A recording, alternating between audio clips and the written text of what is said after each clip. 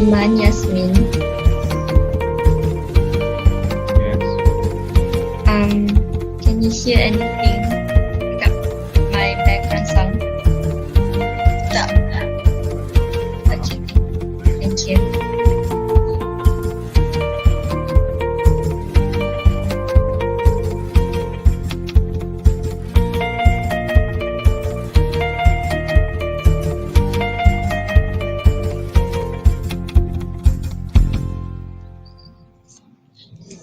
Halo, ya? Aha.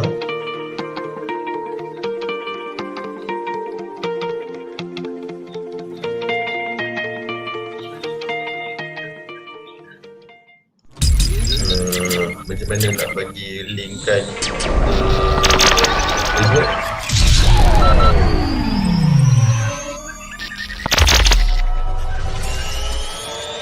Tak boleh nak accept kan?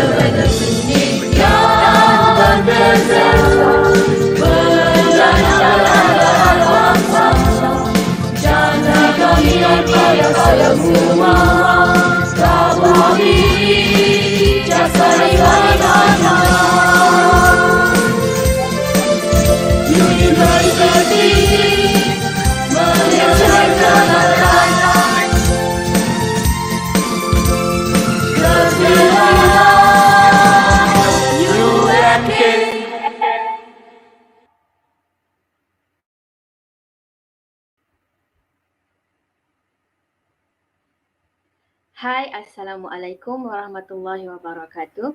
Selamat pagi dan salam sejahtera kepada semua yang sedang menonton. Saya, Anis Batrisha Ardani binti Arizal, merupakan pelajar tahun 2 kos pelancongan dari Fakulti Hospitality, Pelancongan dan Kesejahteraan, Universiti Malaysia Kelantan. Saya, selaku wakil daripada SPKM, Sekretariat Pembangunan Kerjaya Mahasiswa, akan menjadi hos anda bagi talk dan forum kita pada pagi ini.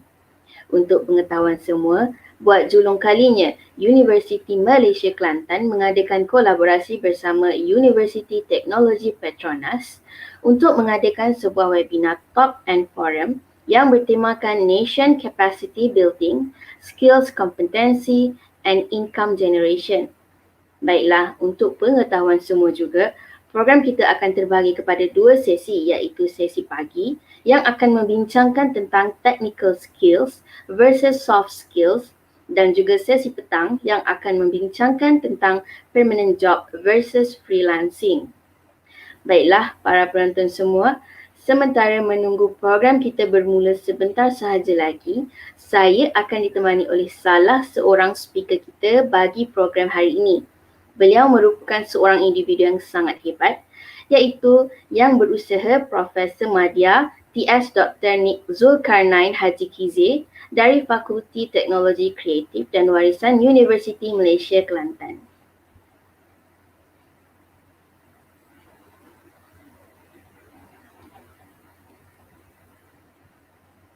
Baik, Assalamualaikum PM, apa khabar?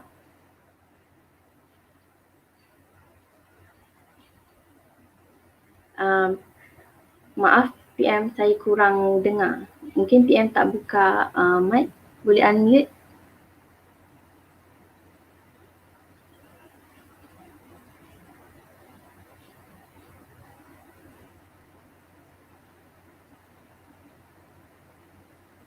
Maaf PM, masih tak dengar. Mungkin ada problem dekat mana-mana.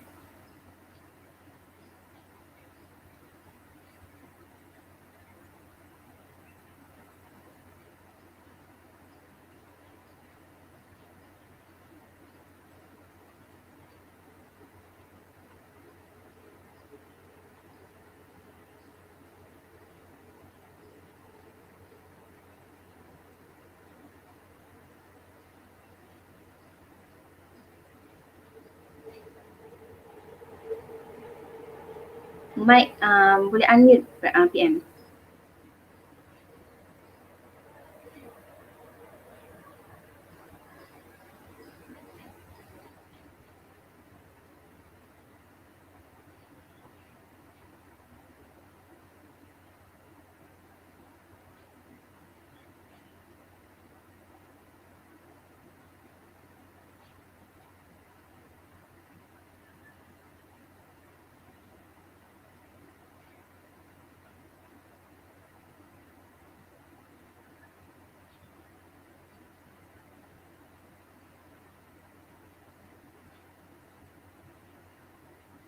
Maaf ya, mungkin ada sedikit masalah teknikal daripada pihak PM.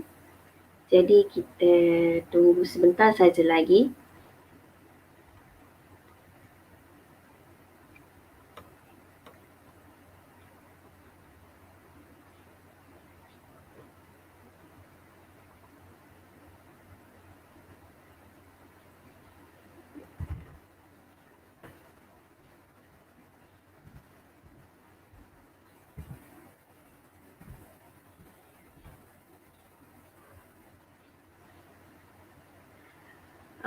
Baik, seperti yang saya nyatakan, program kita pada hari ini akan berjalan 2 sesi, iaitu sesi pagi yang akan bermula dalam pukul 9 pagi sebentar lagi, dan juga sesi petang.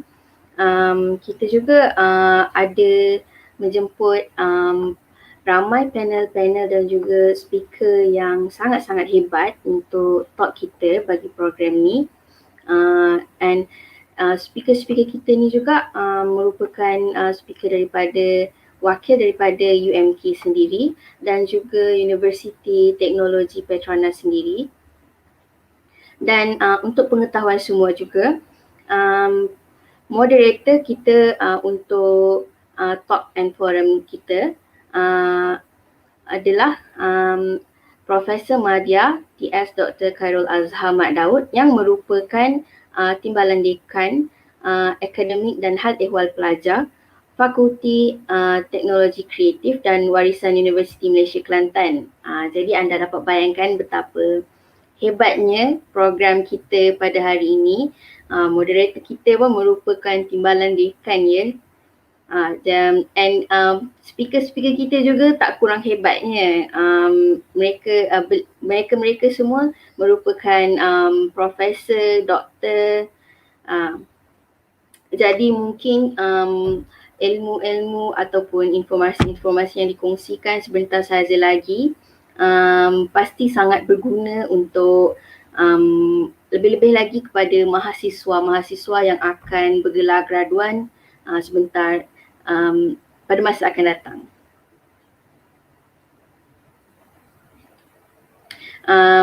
Untuk pengetahuan semua juga, PM akan menemani kita pada sesi petang sebagai salah seorang speaker, iaitu yang akan membincangkan tentang isu permanent job versus freelancing.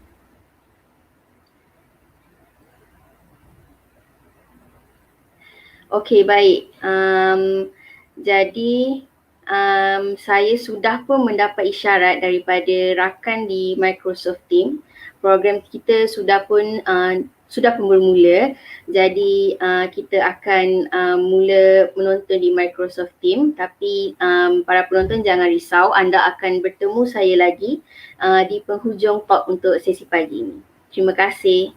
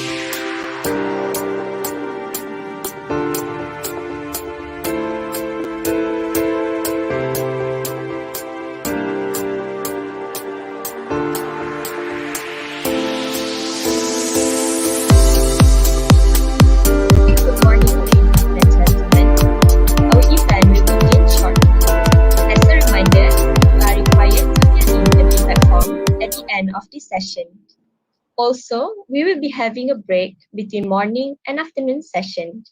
Should you have any questions during this event, kindly drop your questions in the chat box. Thank you for your kind cooperation and attention.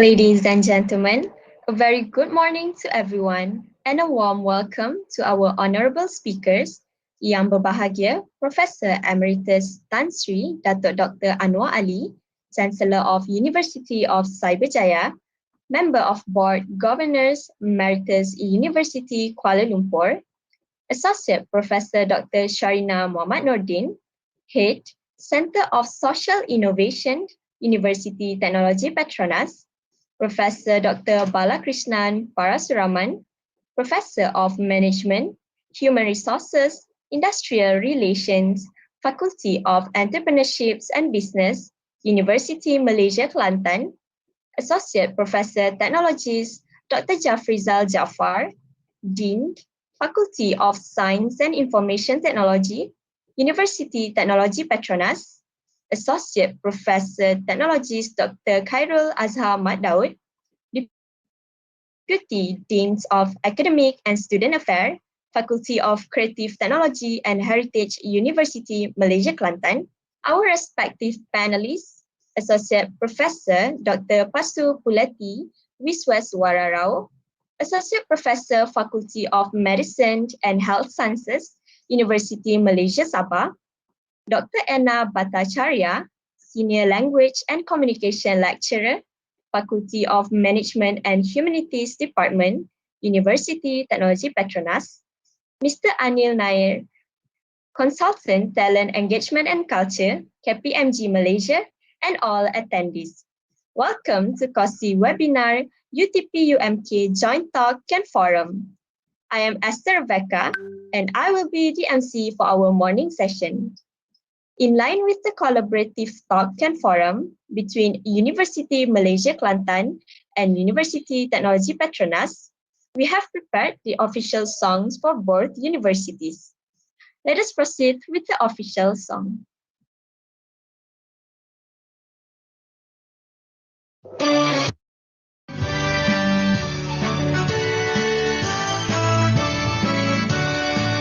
Luas bersama dan dalamnya bumi, mendasari ibu ke akar umbi.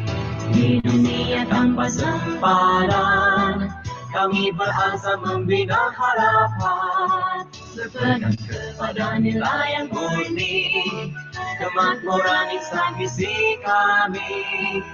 Hasil dituai berdiri sebelah dinikmati beramai-ramai. Universiti Teknologi Petronas setiap warganya cerdas dan bangga. Berilmu, beriman, berpandangan jauh, di bidang teknologi berdiri teguh.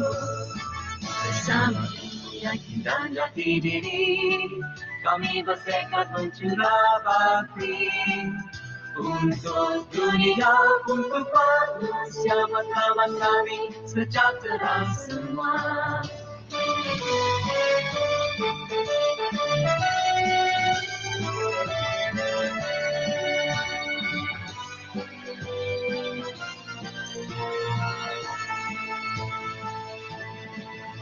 Universiti Teknologi Petronas setiap warganya cerdas dan tangkas.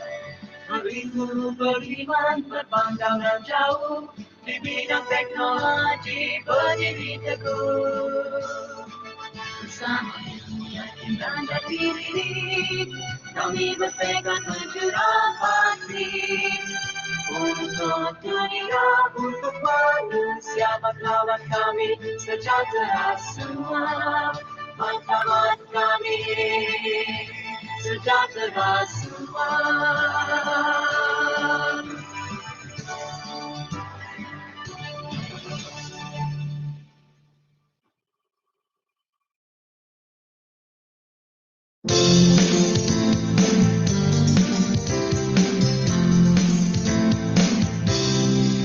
Birunya dan merah warnanya, semangat sumpah setia, inovatif, integriti, ilmu disukai, bangsa budaya sumber asli, keusahawanan terasa kekayaan akal dan budi, mendidik insan yang sejati,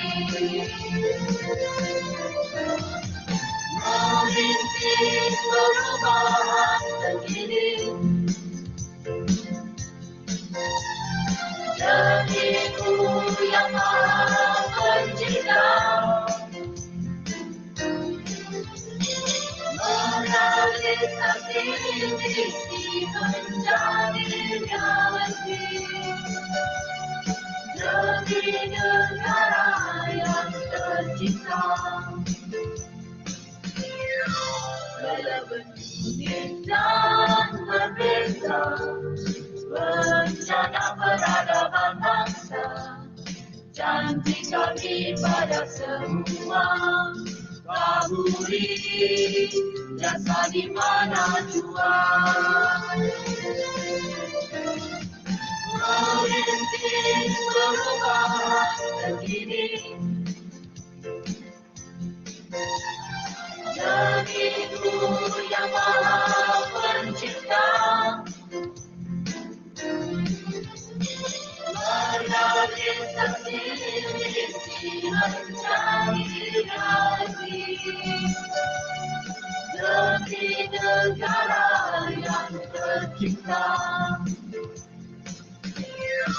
Relevan, unik dan berbeza, berencana peradaban bangsa, janji kami pada semua, taburi dan saling menajuma. Universiti Malaysia Kelantan terbilang UMK.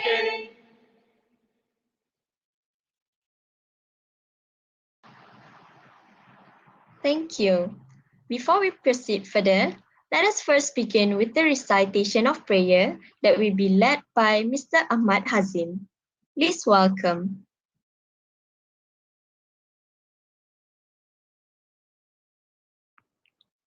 أعوذ بالله من الشيطان الرجيم بسم الله الرحمن الرحيم الحمد لله رب العالمين والصلاة والسلام على أشرف الأنبياء والمرسلين وعلى آله وصحبه أجمعين اللهم إنك خلق العظيم إنك سميع عليم إنك غفور رحيم إنك رب العرش العظيم إنك بر الجواد الكريم ربنا آتنا في الدنيا حسنة وفي الآخرة حسنة وقنا عذاب النار وصلى الله على سيدنا محمد وعلى آله وصحبه وسلم والحمد لله رب العالمين.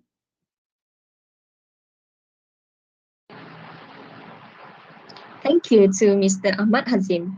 Ladies and gentlemen, for your information, this event is a collaboration between UMK and UTP with the support of Center of Social Innovation UTP, Institute of Self-Sustainable Building UTP, KPMG Malaysia and KPMG UTP Ambassador.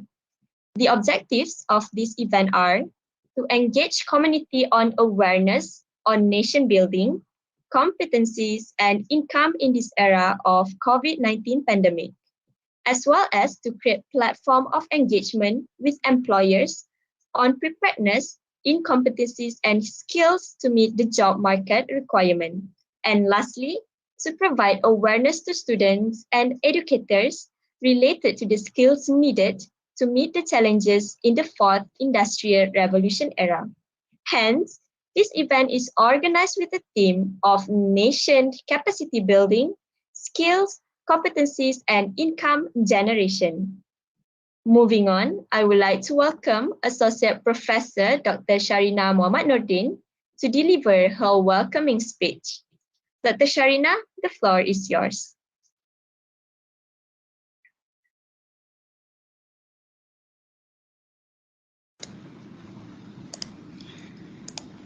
Thank you, Miss Esther. Bismillahirrahmanirrahim. Yang berbahagia, Profesor Emeritus Tan Sri Dato' Anwar Ali, Chancellor University of Cyberjaya, Profesor Dr. Balakrishnan Parasuraman, Professor of Management, Human Resource, Industrial Relations, Universiti Malaysia Kelantan UMK, Associate Professor T.S. Dr. Jafrizal Jaafar, Dean, Faculty of Science, Information and Technology, University Technology Petronas UTP, respected guest speakers, ladies and gentlemen. Assalamualaikum warahmatullahi wabarakatuh. Salam sejahtera and a very good Saturday morning to everyone. I would like to welcome everyone here today though it is a weekend, it's a Saturday, but many are present today to participate in our webinar, which is hosted, as mentioned by Ms. Esther just now, by Universiti Technology Petronas. But our webinar today is actually a collaborative effort between UTP and also Universiti Malaysia Kelantan UMK. I would like to express my heartfelt appreciation to everyone involved in making this event a success, inshallah. So the theme of our webinar today, as mentioned just now, is very important, which is nation building, skills, competencies, and income generation.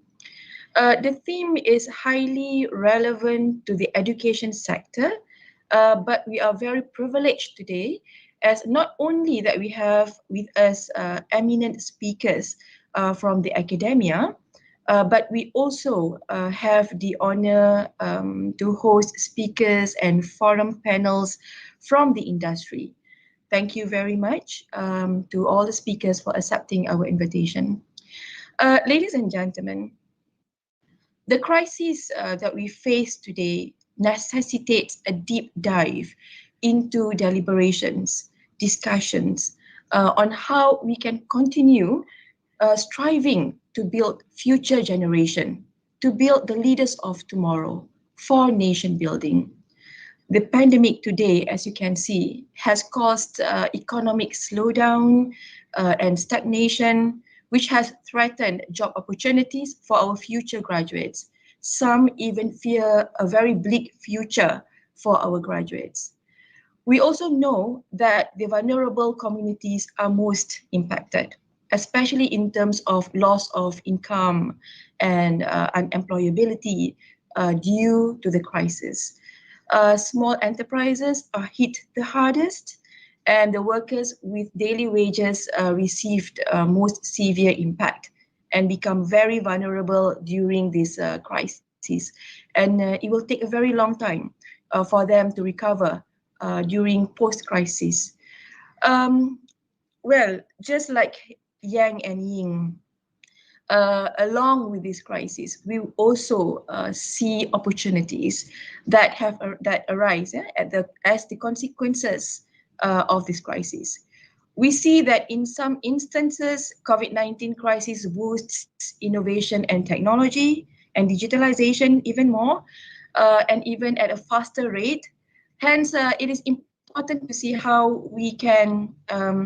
It is important to see how we as universities, together with the industries, to respond to what is happening around the crisis today by tapping on our strength, which one of them is exploring advancements and innovations. For example, taking advantage of Industrial Revolution 4.0. We should continue to explore technology solutions and innovations, for example, leveraging leading edge technology in AR, AV, big data, artificial intelligence, to advance some urgent societal issues, for example, like the immersive education technology.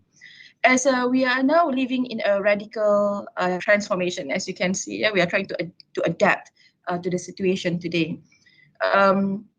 With the challenges of living in the new norm of COVID-19 crisis, we currently face great challenges. And for that, we need innovative solutioning.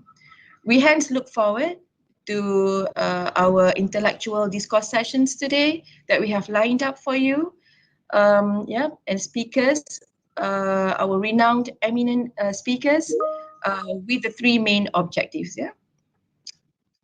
The first one is, as mentioned by the MC, to engage community on awareness about nation building, competencies and income generation, to create platforms of engagement and employers on preparedness in competencies and skills, to provide awareness to students and educators related to the skills needed for IR 4.0. So with the sessions lined up for you today, I am certain that all will gain beneficial knowledge and inspiring sessions, inshallah. So have a wonderful webinar, everyone. Thank you very much. Back to you, Miss MC.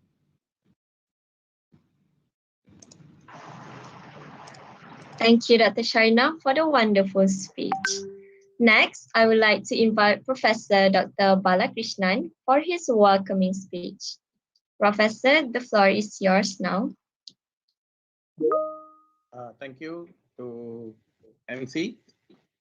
Very good morning and salam sejahtera. Hope all of you are doing well today. It was great pleasure for me to welcome all of you. Thank you for making the time to watch our webinar today. It is especially a great moment for us to have a great educationist. First of all, yang bahagia, Professor Emeritus Tan Sri Dato' Dr. Anwar Ali, who is the Chancellor of the University of Cyberjaya, our keynote speaker, and all respected panel members. My fellow colleague from UTP, yang bahagia Associate Professor TS Dr. Jafril Jafar, Dean of Science and Technology, Associate Professor Dr. Sharina Muhammad Nordin, Head Center for Social Innovation, and also my fellow colleagues from the UTP, Dr. Anna and Dr. Savita. And also our respected speakers.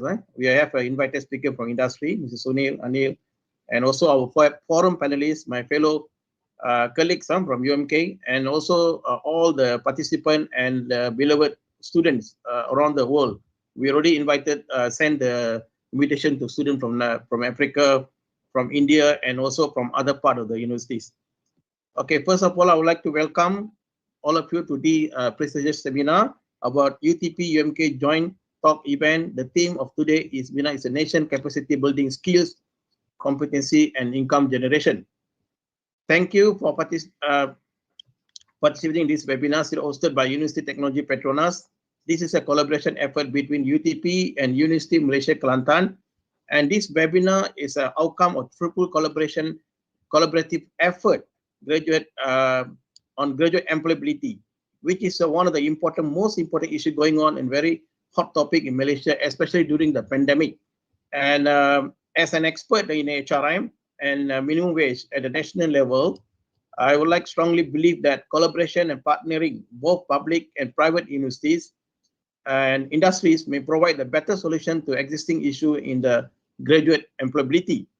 And I believe our Yang Bahagia Tan Sri Anwar here, also one of the head chairman for the Technical Committee for Wage Council, which I also one of the committee there. We are very much concerned about graduate employability recently. We discussed at the national level with the ministry and with the industry.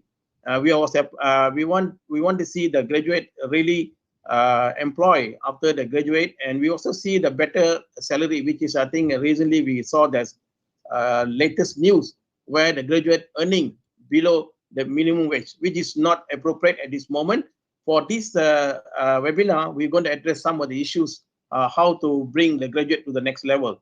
And I believe the university industry collaboration has been identified an essential item on Malaysia agenda for transforming itself to knowledge and innovation-based economy. So on the occasion as well, I also like to forward our 1,000 thanks to Yang Bahagia Professor Dr. Azizi, UMK Vice Chancellor, UTP, VC, UMK Deputy Vice Chancellors, Research Innovation, Prof. Arham, UMK Research Management Innovation Center, Director, Prof. Dr. Ziad, and all parties who are always giving their strong support to us along research. I would like to also thanks to our former Deputy Vice Chancellor, Dato' Ibrahim Sheikh Omar, who is a previous Deputy Vice Chancellor, and he is actually initiating this matching grant under his leadership.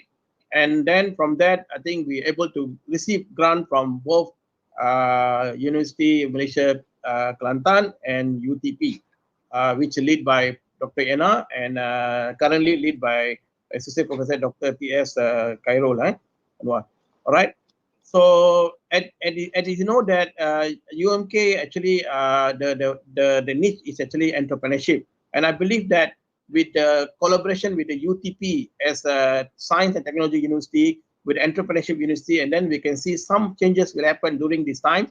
And I really hope that this webinar, that everyone is very important, panelists, everyone very important person to address the issue, not only to the student, also to the policy maker at the university level, to the VC, to the down to the deans and so on, so that we have to look at what are the syllabus to be revamped, and also what the industry really needed, what the skill and so on. So this research almost completed, and we are coming to make the report, and of course we will publish and we make known to all the participants in this room. And it's very hard work, I believe. It's a lot of adults we've gone through during this research, and especially during the pandemic, we are having a lot of trouble. But with a strong team between UMK and UTP, with the various background, people come from the science, like Dr. Rao from medicine school, and Dr. Raj from the earth science, and some of us from the different field. We get together, and I believe all the graduate in this room also will benefit through our discussion for this morning. And this discussion not just will be end here. Of course, it will continue in the future with different forum. And we're really thanks to to Tan Sri. Although Tan Sri have a very big, his schedule is very tight, and he able to make a time to come and share with us. And I know that Tan Sri have a very vast experience in academic, because he was a former UKM VC, and he also OUM president for the last many years back, and currently also in chancellor. So with this, all the experience, I think what Tan Sri is going to share is really to giving the what's going to happen in the future, what is going to happen in the future, and we need ready for now. So this research not just put in the desk. Of course, we are going to publish in journals and make a report, maybe in a book. And of course, the most important thing that the research goes to the policymaker. And I think I'm really happy that Tan Sri maybe can bring this matter to the higher level, especially to the Ministry of Education, Higher Education, and Ministry of Education, because we believe the soft skill not only started from the university. It's a very wrong concept. Actually, we're going to change the student to speak English. Very wrong concept. It should start from the primary school or kindergarten. They should start, and they should start from the family. It's not when come to the university then we're going to teach a skill. It's actually wrong concept, I believe. But what we're trying to do in the university, we are trying our best. Actually, university done a lot of good job, and the industry must understand also we are doing our best, and I'm able to come out. Some of the graduate, and most of the graduate, I think they're able to have all the skill, the talented people. So with that, I believe this webinar is a very important webinar for the timing, especially in COVID-19, and we hope that I wish all the participants will have a great time for a whole day with the great speakers, and please ask questions. And I believe many speakers will be willing to share and help of you. So with that, I think I'm thank you to everyone, especially Yang Bahagia Tan Sri, also to the Associate Professor Dr. Jabril, the Dean of Science and Technology, and also my colleagues from UTP, Dr. Anna, Dr. Savita, and also from UMK, Associate Professor Dr. Khairul, Professor Dr. T.S. Dr. Nick, Associate Professor Dr. Rao, and also Dr. Raj. Thank you very much. Have a fruitful discussion. Thank you so much, Professor Dr. Balakrishnan. Now let us proceed with the next speech by Associate Professor Technologies, Dr. Jafrizal Jaafar. Dr. Jafrizal, the floor is yours now. Bismillahirrahmanirrahim. Thank you, Esther, for the introductions. Okay, yang berbahagia, Profesor Emeritus Tan Sri Datuk Dr. Anwar Ali, Chancellor Universiti of Cyberjaya, Profesor Dr. Balakrishnan Parasuraman, Professor of Management, HR, Industry Relations, Universiti Malaysia, Kelantan, Associate Professor Dr. Sharina as a main person in this event. To all speakers, distinguished guests, participants, colleagues from UTP, also colleagues from UMK. Assalamualaikum warahmatullahi wabarakatuh, dan salam sejahtera. Very good morning. I'm on behalf of UTP feel very proud with these two collaboration between UTP and UMK, because we see that there is a integration between the technology and the engineering part, which is the technical part, which is you can see UTP is a technology-oriented university, and UMK the entrepreneurship. We can see the synergy there, and I'm very proud that both universities are heading towards the same goal for the betterment of the humanity, society, our country, and so forth. So this is have given a good sign of it. everybody know UTP, as I mentioned, a technical university. Even though we are technical, we also feel very proud to say our humanities and management arm also moving as synergy and synchronized with our technologies. So center led by Dr. Sharina is one of the example, and also we collaborate with others. This is in relation of IR 4.0, because IR 4.0, most of it, as we mentioned, focusing on big data, intelligence system, machine learning, and so forth. But we cannot forget how it will impact our society, human being, student, citizens, and the country. So I believe today webinar and discussion will gain a good finding for the betterment of our country, especially during this crisis, pandemic, and will assist the policymaker, our stakeholder, to move forward what we can do next. So this is a very important webinar event for me on behalf of UTP, and also I think at UMK. Once again, I think the input and then the sharing session with all from the speaker, especially our keynote speaker, I think his view and experience, as been mentioned by Prof. Balakrishnan just now, will give us some, we be able to see ideas, what will go ahead in the future, and sharing from the industry also see how academic and industry can move together in that sense as well. All right, so I really hope all the participants will get benefit of this.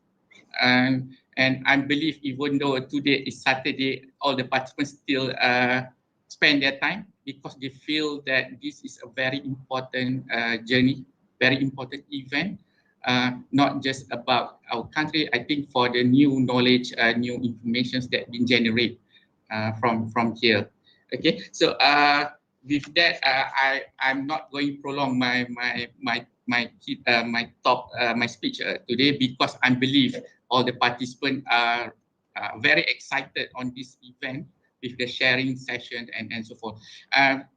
For the last and not least, I would like to congratulate all the organizing committee, but from both sides, UMK, UTP, especially from UTP side, CoSI, who have, I think, spent time and commitment to make this event going to be a very successful event. And I believe this is not just a one-off event. There will be a continuous event similar to do some sharing, not just in UTP and with UMK. I think we need to move forward at the national and international level as well. So with that, thank you all for this event, for inviting me to give us a few words, and I hope you will get a wonderful webinar and get benefit of it. So with that, thank you. I pass back to Ms. Esther. Thank you, Dr. Jafrizal. Ladies and gentlemen, the moment we have been waiting for is finally here. Now let us begin with the first keynote talk by Yang Berbahagia, Professor Emeritus Tan Sri Dr. Anwar Ali. Tan Sri, the floor is yours now. Thank you very much, Ms. Esther Rebecca. Let me, Assalamualaikum warahmatullahi wabarakatuh dan salam sejahtera. Let me firstly thank the organizers, particularly from UTP and UMK for inviting me to give a talk early this morning. I'm most delighted to be here, and I'm very honored as well. Let me firstly thank Dr. Sharina for being the host, the main host, Professor Bala, and of course, Dr. Jafrizal, the Dean of the Faculty of Science and IT, for giving me the introduction earlier on. Next one, please. Next slide. Well, ladies and gentlemen, let me begin by sharing with you what I feel as the gender background of the development of our country. And I have quoted two quotation here. One is from the Malaysia Malaysia Plan, which is introduced in 1971. And the most recent one is the Malaysia Education Blueprint for Higher Education from 2015 to 2025. Now, when you look at these two quotations, we feel a sense of urgency to ensure that there's a match between what is produced by universities, the graduates from universities, and at the workplace. And things haven't changed. If you look at the second Malaysia Plan in 1971, that was introduced in 1971.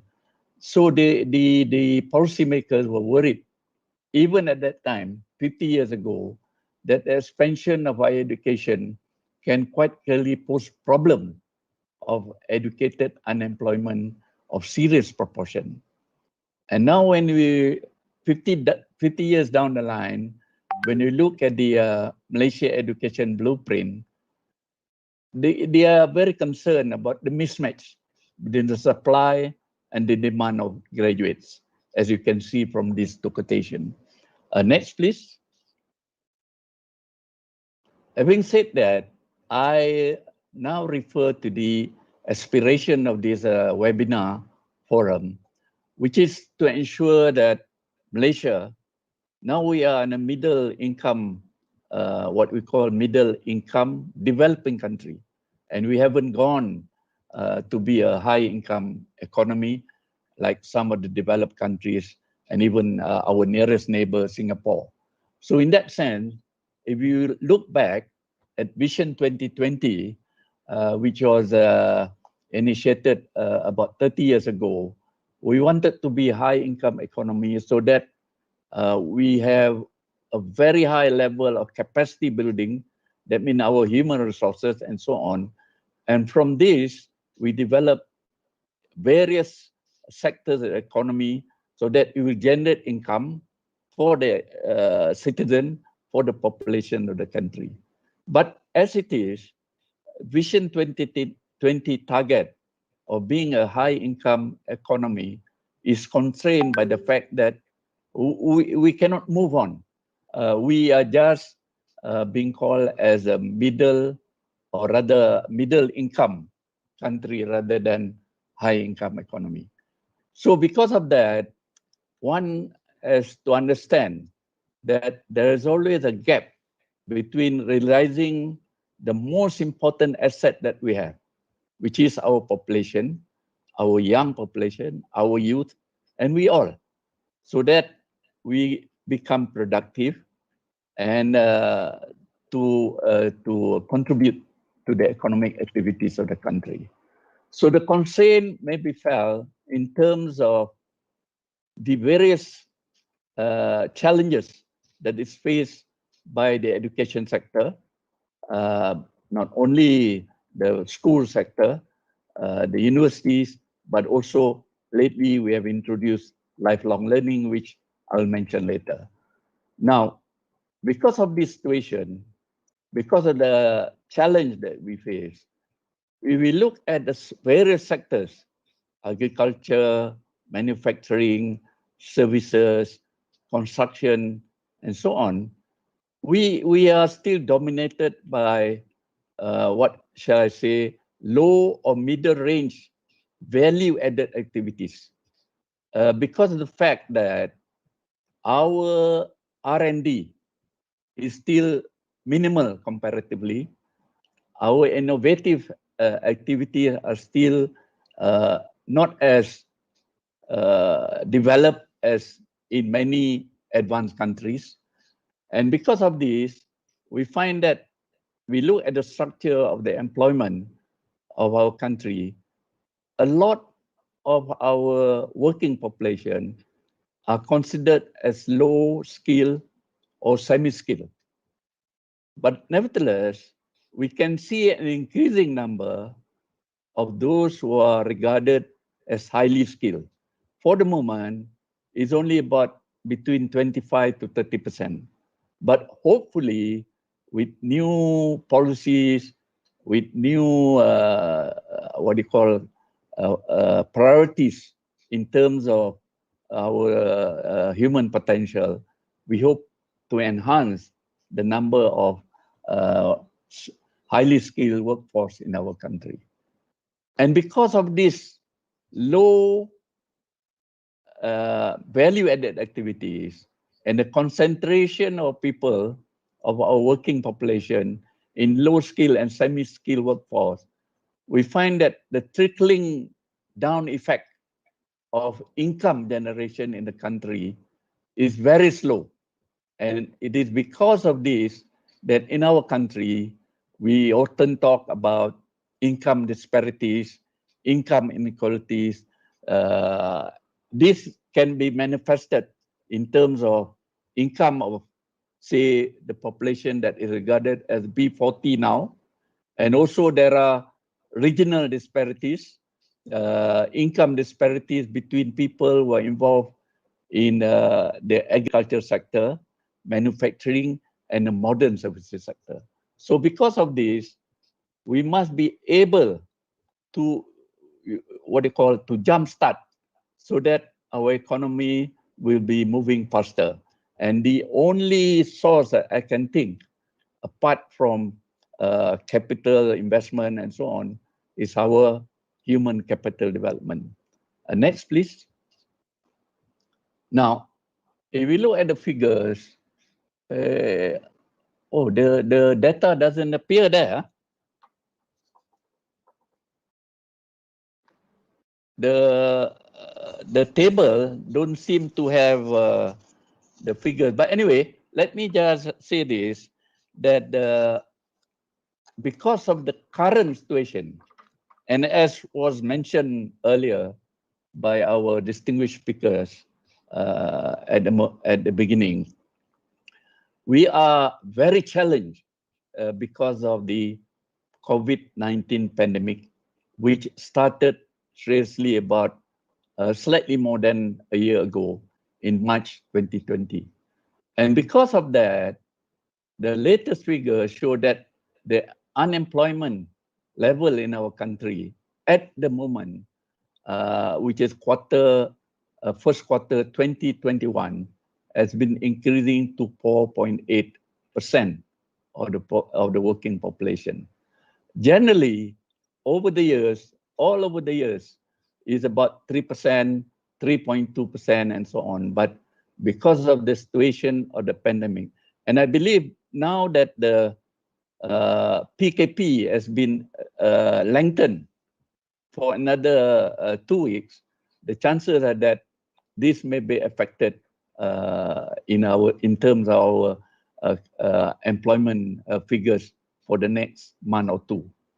Now, what is also important in terms of the impact of COVID is the underemployment of our working population.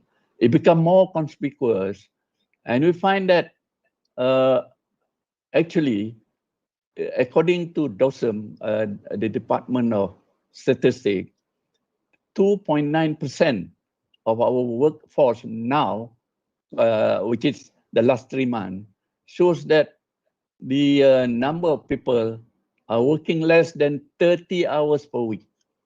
But I believe the numbers may be higher because a lot of our working population are involved in small businesses, small enterprises, and or micro enterprises.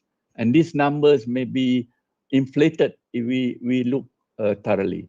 And at the moment, those people who don't who work less than 30 hours per week is amount to about 440,000. And within this month, I suspect this will increase further. Now, in terms of graduate unemployment, this is of course serious matter, not only to our faculty members, but I believe to all our undergraduate now who are coming out into the system maybe next year and so on. What is happening is every year, Malaysia produces generally about 100,000, 300,000 graduates per year, plus those who come back from overseas and so on. So the number of unemployed graduates may increase within this month, the following month, and until the end of the year. And as was mentioned by Professor Bala Krishnan just now, what we find is because of this, there's a lowering of graduate intake, the fresh graduates, I mean. So as we can see from the figures, from 2019, before COVID, the general wage level of graduates, fresh graduates, will be between 2,000 ringgit to 2,500 in 2019. But last year, it was found that according to DOSM, is between 1,000 to 1,005. And this, as Professor Bala mentioned just now, is actually lower than the current minimum wage for common workers, for those who are considered as unskilled or semi-skilled, at 1,002 for major towns and 1,100 for those outside the major town of this country. So you can see the situation is very, very challenging, not only for universities, but also I believe for industries as well, to keep on taking in people, taking in new people, including our fresh graduates. Next, please. Now, I believe that as part of our discussion today, the most important development for undergraduate of our universities are actually, I listed there, we can discuss this quite a while, but nevertheless, I just highlight some of the things that are important for us to realize, for the undergraduates to know. Let's say on the left-hand side, what we call thinking skills, management skill, entrepreneurial skill, computing skills. These are actually learned most of the time when you are undergraduate, because that will be, to me, a higher level of skills which must be which must be taken into account by faculty members and transmitted, shared with the student. Now, on the second side, interpersonal and leadership skill is equally important, but these are things which can be taught even at schools, where you find that activities, extra-curriculum activities, co-curriculum activities at schools, you also teach interpersonal and leadership skill. And the other one is, of course, communication skill. We communicate, we articulate with others, we discuss with others, and language is, of course, important. But because of the current situation, and sometimes we emphasize English, this has become a very challenging task for the schools to ensure that the student, our student, get the right level of English skills, English language skills, so that when they go to university, they are already equipped with the necessary skill. But as we all know, this may not achieve the right level and so on. Now, for all these skills, to me, I believe that, and talking through experience, it's a learning process that will go through at every stage of our life, whether from the family to start with. And now that we find, to me, there are three pillars of education. One is the school system. The other one is, of course, our universities. And the third and last one is lifelong learning. Because most people in our country, because about a big proportion of our young population, almost 60% or 62, 63% don't go to universities. But they have a second chance, meaning lifelong learning. They can go through lifelong learning, but also undergraduates who can go lifelong learning. They take in other courses and so on. This is part of it. But the problem here is, for instance, when I say 3 pillars, whose responsibility is to ensure that our graduate will have all these skills when they come out of the system. Because if we read some of the articles in newspapers, even in journal, there's a tendency to blame the universities when it comes to undergraduate, because they will say, you know, you don't teach all these interpersonal skills, your students are not good, your graduates are not good. But I believe it's a continuous process from school.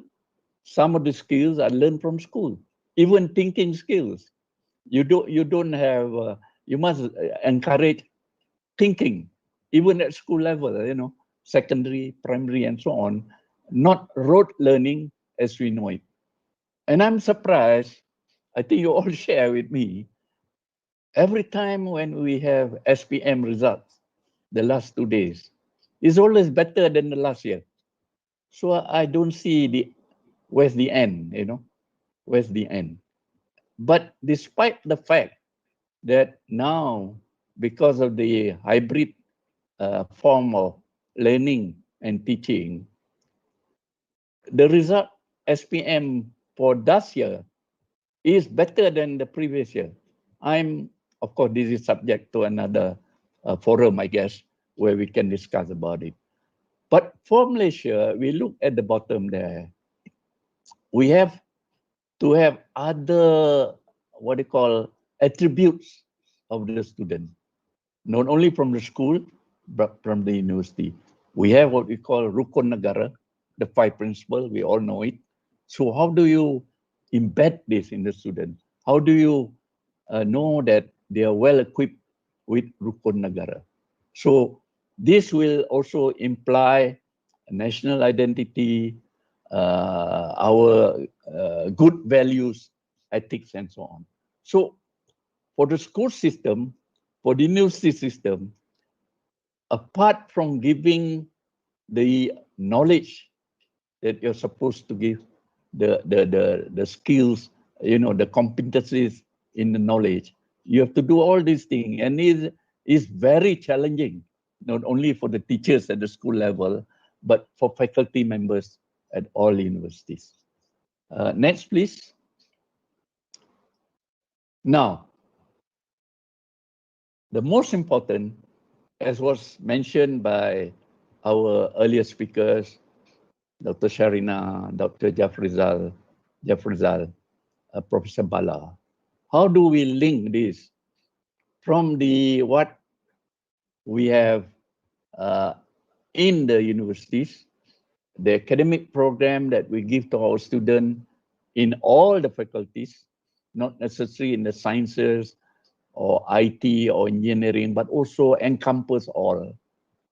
And we have the current policy, which is not much discussed currently because of the fact of, you know, the government is dealing with COVID and so on. But there is such a thing as shared prosperity agenda of the government from last year, aim to be next 10 years. And these 3 things are actually emphasized, are given priority in terms of human capital formation. What are the role of the schools? What are the role of the universities? That's the first one. We must produce good graduates, excellent graduates in terms of the skills, competencies, and so on. And then, of course, TVET, vocational education, has been mentioned all the time. We need to increase science students who do science and technology and so on. And of course, continuous upskilling and reskilling. This has become a major part of the government initiative of late because of the current situation where people are laid out, and what is needed is how to upskill them, and certain portion of our population, particularly the semi-skilled and the low skill, have to be their skill have to be enhanced, not only by industry but by training providers in our country. But of course, all these things currently must be related to, as was mentioned earlier as well, which is Industrial Revolution 4.0.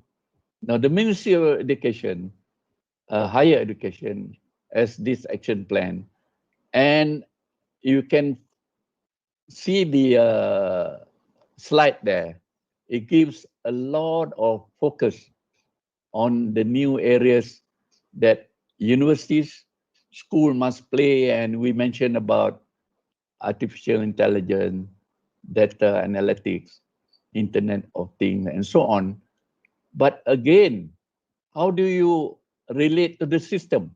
Because to have all these new things which are beyond our capacity in a way, because they always, you know, the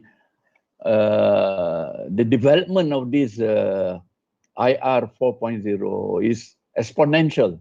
It's so fast that how do we cope to catch up with all these things? And in the focus of the action plan of the Ministry of Education, you can see the higher education governance. This, I think, relate to how public universities particularly can enhance their governance system to be more flexible, to be more autonomous in terms of making decision, about academic matters, program, and so on. And of course, to enhance their 4.0 ecosystem. How do we develop the system, the learning platform, and so on, to have all this in our university? And thirdly, is how to produce highly skilled, and this is important, knowledgeable talent for our industry, because the industry seems to me faster, a little bit faster than the universities. So how do we match this, the needs of industry?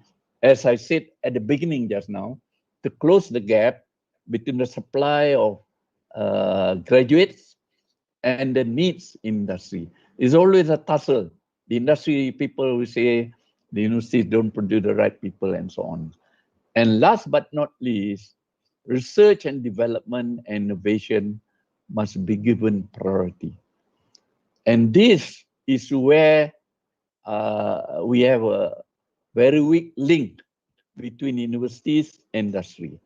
And you must remember that our R&D is still very low in terms of our national product, in terms of national income and so on.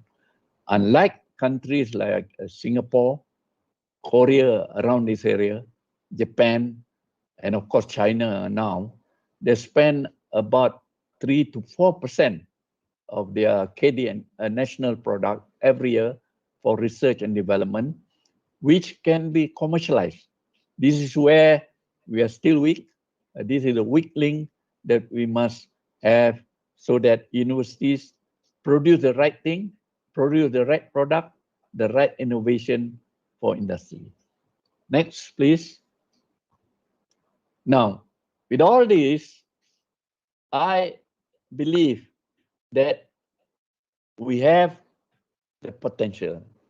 There are people in our universities who are well geared to this. The only thing is some faculties are more advanced than others, but nevertheless, we put our minds together, I think we can do something better. So for us, for faculty members, given this new working environment, how do we adjust to the skills that are needed in industry particularly. How do we define which industries will be moving faster? We are given that what do you call the signal that the new industries will be related to IR 4.0. But as a small country, as a country that is not as developed in terms of R&D innovation, we must be able to focus to give priority to certain new skills. We can't do all because we are still, we must choose the priority. We are still moving upward. So it's important that these new skills must fit into the needs of the industry that have been developed under the IR 4.0. Now, the next one is, of course, automation. What we call smart product and new business model. And I believe UTP, for instance, UMK will go into this, particularly how to identify what are the new business model in this context. So this student will be prepared. If we have all these, faculty members are prepared to do this. So to identify all these models that are always available in terms of information, in terms of the experience of industry and so on. The third item is, as we know, is job shifting, where young graduates or even slightly older graduates, they are not like my generation, where we go into a job, we take the first job, we end up in that job until we retire. But the graduates of today, they are more choosing. They want to see what are the potential in terms of not only income, how you to utilize their capability, their knowledge. And this is where I think students must be taught how to move in the right direction. And some jobs, of course, will disappear. Some jobs will disappear. And this creates job insecurity among the fresh graduates, fresh school leavers, because we are not sure how technology, how IT will take over all this. And it creates a sense of insecurity for many undergraduates because of the fact that we are not sure where the occupational profile will move on. And last but not least, I see this is an important item in one of your forum, maybe this afternoon, what we call freelance working, where people will stay at home, work from home, and they do this. And even as an example, my daughter is doing this. She's a graduate, but she stays at home. I say, why you want to stay at home? Why do you leave your job after the 2 years? She said she's happier that way because I think I told Professor Bala, she edit a lot of PhD students' thesis, and she said that some of the thesis, especially foreign students, their English is not so good, so she can charge more to the foreign student who do their PhD here. That's one of the items that will be taken into consideration. Of course, a fresh graduate has to be taught to be multi-dimensional, meaning they can look not only at one tunnel, but they are capable of looking at various channels so that when they go out of the system, of the university system, they are able to adapt to the new changes that I mentioned.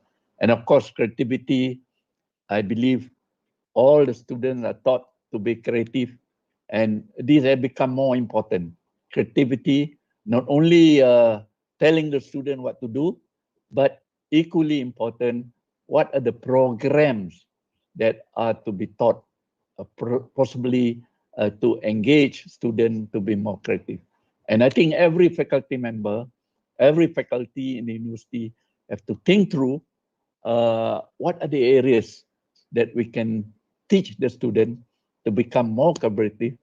And last but not least, I think the student, through our teaching methodologies, learning system, have to be articulate. I think that's very important. Articulation of ideas, articulation of their experience. Because sometimes a student may be average, you know, they only score maybe 2.9, 2.8 CGPA. But if they can be articulate, impress the industry, impress the future employers, that's the most important part. I think this articulation is one of the thinking skills, one of the skills, competencies that will be very, very important in the future. Because some people I know, their knowledge is very, not so much, but they are very creative and they are very articulate. So we find these people who can move forward when they are out of this university system. Next one, please.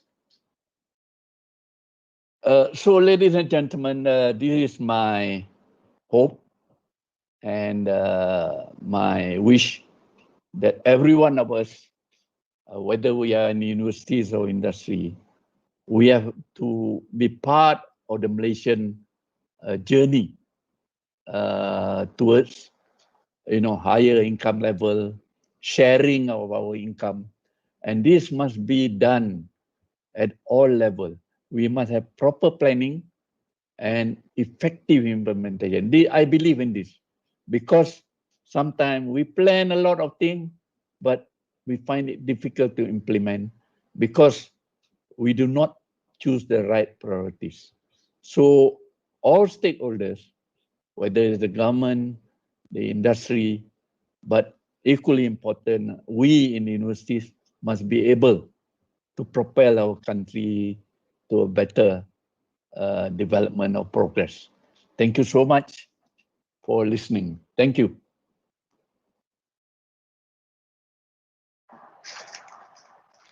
Thank you so much, Tan Sri, for that wonderful insight. Thank Ladies and you. gentlemen, should you have any question, please type it in the chat box and we will select your questions accordingly. Okay, next we will proceed with our Q&A session with Tan Sri. And I can see that we have several questions from the chat box. Tan Sri, I will read the question for you. Okay. We go one Okay. by one so that Okay. easier to find. Easier All one I right. can answer. The difficult one, Professor Bala will answer. Okay, so we have a question with 2 likes here. So I'll go with this question first. The question is, how to close the gap faced by the graduates? And how can policymakers, industry, and universities assist in this? Okay. Briefly, I think what is important to close the gap between what we produce as undergraduates and the need industry is to ensure, to me, I think this is a common knowledge, where our curriculum, our syllabus, the subject that we teach is what demanded at the industry level. That's one. Secondly, I think very importantly is to ensure that our student activity, our student learning and teaching at every faculty is very student focused. Meaning faculty members must be able to create a passion to acquire knowledge, and that's important. So every faculty member, to me, you have to have the passion to teach the best that you can. The last one is the platform, that how you teach, the teaching methodologies, the teaching pedagogies. So these are, I believe, the universities are working on better platform because of the COVID. because they have to go hybrid, they have to go blended. It used to be only face-to-face, but now I think UTP, UMK is more well prepared in terms of delivering their courses through the online and so on. But I believe that online alone does not help. There must be a blended in the sense that some courses are done online, the easier one, but for the courses that are require practical and discussion, you need face-to-face in the classroom as we normally do. I think I'll stop there. Thank you. Thank you so much, Tan Sri, for your comments. Okay, next we proceed with the second question. This question is kind of long, Tan Sri, but I will read it for you, okay? Okay. So Tan Sri, what is your opinion for graduate salary? Do the graduates have to set their own minimum salary, or do we let the market force to determine our salary as the graduate? Okay. Yeah. I personally, I don't believe in market forces. Sometimes, totally. Of course, people industry said, the wage level we find is a level when you determine the supply and the demand. But as a government policy initiative, for instance, the minimum wage which Professor Bala was mentioning, and I've been involved with fixing of the minimum wage for the last 10 or 11 years. Because it creates a situation where the needs of the lower income group will be taken care. Even then, at the current rate of 1,200 in a major town and 1,100 in the smaller town is not enough for working men to take care of the family and so on, because the cost of living has increased and so on. But for graduates, unfortunately, because of the current situation of COVID, and we can only hope and dua that it won't last, it will just be over. Because the employers, industry, will try to get employees, their new employees, as near as possible to the minimum wage, because they argue that you don't have practical experience, you're fresh and so on. But I think, given the right situation, if our economy will grow at a rate that was before pre-COVID, then I can only hope that the graduates that are fresh, that get a job, will get more than what, because the parents, they have invested so much, in higher education. So they need a certain level to tell them that I have the knowledge, I have the, not experience, I have the capability, I have the competency to do a good job. Otherwise, they put you in the same level or the same category as unskilled or semi-skilled workers, which is not good for graduates. And I understand, and I think Professor Bala will concur with me, because the current situation, because the numbers of graduates are unable to get a proper job, they sometimes declare that this is according to the Ministry of Human Resources, they don't declare their qualification just to get a job. So they say, I am SPM, my highest level qualification, SPM. So when you get SPM, that means you get minimum wage. And in some sector, they don't even pay minimum wage, less than the minimum wage. So it's to me, it's very sad, actually, for our country, because after so many years of development, COVID has affected us so much, and I hope that this won't last. Thank you, Esther. Thank you, Tan Sri. As the future graduates, I also hope that this COVID won't last forever. All the best to you. Thank you, Tan Sri. Okay, so the next question is more about academicians. So as an academic, in terms of academics, what is our role to ensure that the skill required by industry is in line with the current development of technology and current challenges? Okay, I think the challenge to me, as I can see in the general terms, first, the role of the faculty, as I indicated just now, the role of the faculty, the dean and the management of the faculty, or even the top management of the university, is to ensure that every faculty will go through this process regularly, in the sense that they keep track of what is needed, what are the kind of competencies that are needed at industry, in the industry. So I think collaboration, as in this forum, between universities and industry is a welcome move, and it should happen every time, so that faculty members know what industry is doing, and at the same time, industry must understand the constraint of the university.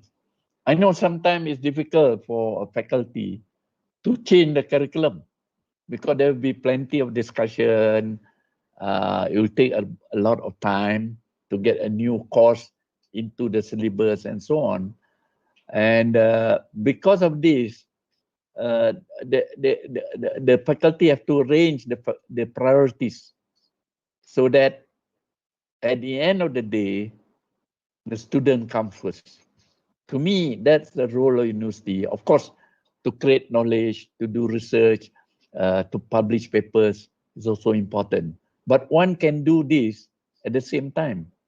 I mean, as a faculty member, you should be contributing to the well-being of your program and so on. But on the individual side, this is important. Sometimes professors, academic universities, I'm not sure about UMK or UTP, but I know some university, it's difficult to get them together, you know, because they are clever people, you know. Don't you agree, Esther? To get, Yeah, I agree. That's true. to get working as a team may not be as easy as we think. But nevertheless, to be a academic, from what I observe and from my experience, one has to be very passionate. Like a teacher in your school, if the teacher is very passionate about teaching, the student will always remember him or her. Betul tak? So a faculty member, I think besides, I know they have a lot of responsibilities. They have to do their own research, they have to write papers, they have to do all sorts of things to get money to do research and so on. But we shouldn't leave teaching as it is. You must be able to, you know, to teach the best way you can. And the student demand that. And for all the faculty members, I always, you know, I have younger friends in the faculty. Give the student the best. Take care of them, and they remember you for life, you know. So when they graduate, they always remember, this was my best teacher, this was my best lecturer, right? So I think responsibility, in short, Esther, one is a faculty to work together. One is also, the other one is individual faculty members. They must contribute to their best ability. So when we talk about competencies of students, we must also address competencies of lecturers. Some are better than others, of course, but you have to be the best. Okay, Esther? Thank you. Thank you, Tan Sri. If I may add some more, in my opinion, I agree with you, Tan Sri, because as a student myself, I believe that both lecturer and industry people should collaborate in order to prepare us as a student in the future soon. Yeah. Yes, yes. Thank you so much, Very- Tan Sri. You're final year student, are you? I'm in my second year. I'm going for my internship. Yeah. So You're doing good. You are doing well. You're thank you, very Tan brave, Sri. you know. Some student won't dare to be a MC, you know, like a forum like this. I must congratulate you and your faculty. Thank you so much, Tan Sri, for the compliment. So that's all, no more question. Tan Sri, actually we have some more questions, but this should be our Time. second. This should be our second last question. Is that okay for you, Tan Sri? No problem at all. Okay. So yeah, this question I have so much interest in this question. The mental health really affects in our way of working from home or learning from home. So will there be any mental awareness programs that should be concluded in the learning syllabus, Tan Sri? What do you think? Oh, ini beyond me lah. Beyond. You know, is it because the students are being challenged in a different way because they are at home, they go through the to the internet and so on. There's a problem of not getting the right exposure and so on. It must be challenging for students. But I think if there's a way that faculty members can help, and it is also challenging for the faculty members. I understand faculty members have to prepare. I mean, online teaching is not as straightforward. You have to understand the system. And then, of course, there's problem about the system not getting the right, reaching the student and so on. So, I mean, I wouldn't know what the students are thinking. I'm sure. That's why I mentioned earlier. I'm wondering why, or rather, how come SPM result this year better than the previous year? Because they cannot compare. One is online, studying at home, and then the other one is full time in the school. So that part, I'm afraid, Esther, I'm not able to answer. But I think, I'm sure some faculty may have done a small research on their student, how best to engage them. I know the pressure is so much. Thank you, Esther. Thank you, Tan Sri, for giving your opinion regarding this. Yes, and I agree again that university is currently doing their job in making sure that all students will get all the knowledge they needed through online platform. Yes. Thank you, Tan Sri. So this will be our last question due to the time constraint. Okay. So Tan Sri, please give your opinion on how to enhance our communication skills and how to instill entrepreneurship skills from high school itself or from university. What the first skill is what? Enhance entrepreneurship skills and communication skills. Okay, let me answer the communication skill part. I think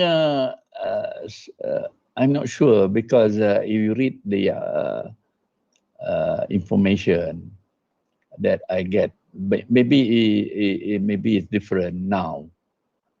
It used to be in schools. In school, I don't know your experience, Esther, and your friend. In school, even during my time, we don't talk much because the teacher will, you shut up. The teacher will say, it depends on the teachers. But definitely, our school system, does not encourage people to communicate in the sense, the student lah, the people lah. So this will be carried over when you go to university. So that part I think is maybe some are better than others, of course. But as I said earlier, the fact that you are not familiar with talking, you know, and I emphasize articulation of ideas, articulation of knowledge is very important. For students, I think you have to overcome the stigma of not talking too much, you know. But when I said articulation, you must be able to tell your listener and answer your listener in the most definite way with the knowledge that you have. Because it's just a matter of talking very often. And I think I am impressed with you, Esther. You talk well, you know, because maybe your upbringing, your school, your teachers are better, your faculty members are very encouraging. That part is very important. But on the side of the student, I think if they have knowledge, they have to be able to articulate like their professors or like their lecturers. Yeah, entrepreneurship. I'm not sure because every university now apparently have courses that teach their student, their undergraduate to become entrepreneurs. But I believe being entrepreneur is not only, of course, teaching is to complement what you don't have. But I think some students, some undergraduate, they have a better background. Maybe their parents are in the family business, they have business, you know, that they learn from their school days. That's why I believe that let's really study whether this program is needed, entrepreneurship, because not everybody will become entrepreneurs, you know. Some will become work in the bank, work in the government sector. They are not entrepreneurs. Only no, I mean I think we have a jerk. The ministry maybe 10 years ago have a jerk approach. Oh, we like entrepreneur. We have a program. Not necessarily that's the best way, because you must do a study of the total graduate numbers every year. How many are entrepreneurs? No, they work with somebody first, maybe in a family business. That one is okay. They later on they develop. The parent or the father will pass down the business to them. But in most circumstances, they work in companies or small enterprises, and you don't expect undergraduate to to buka warung.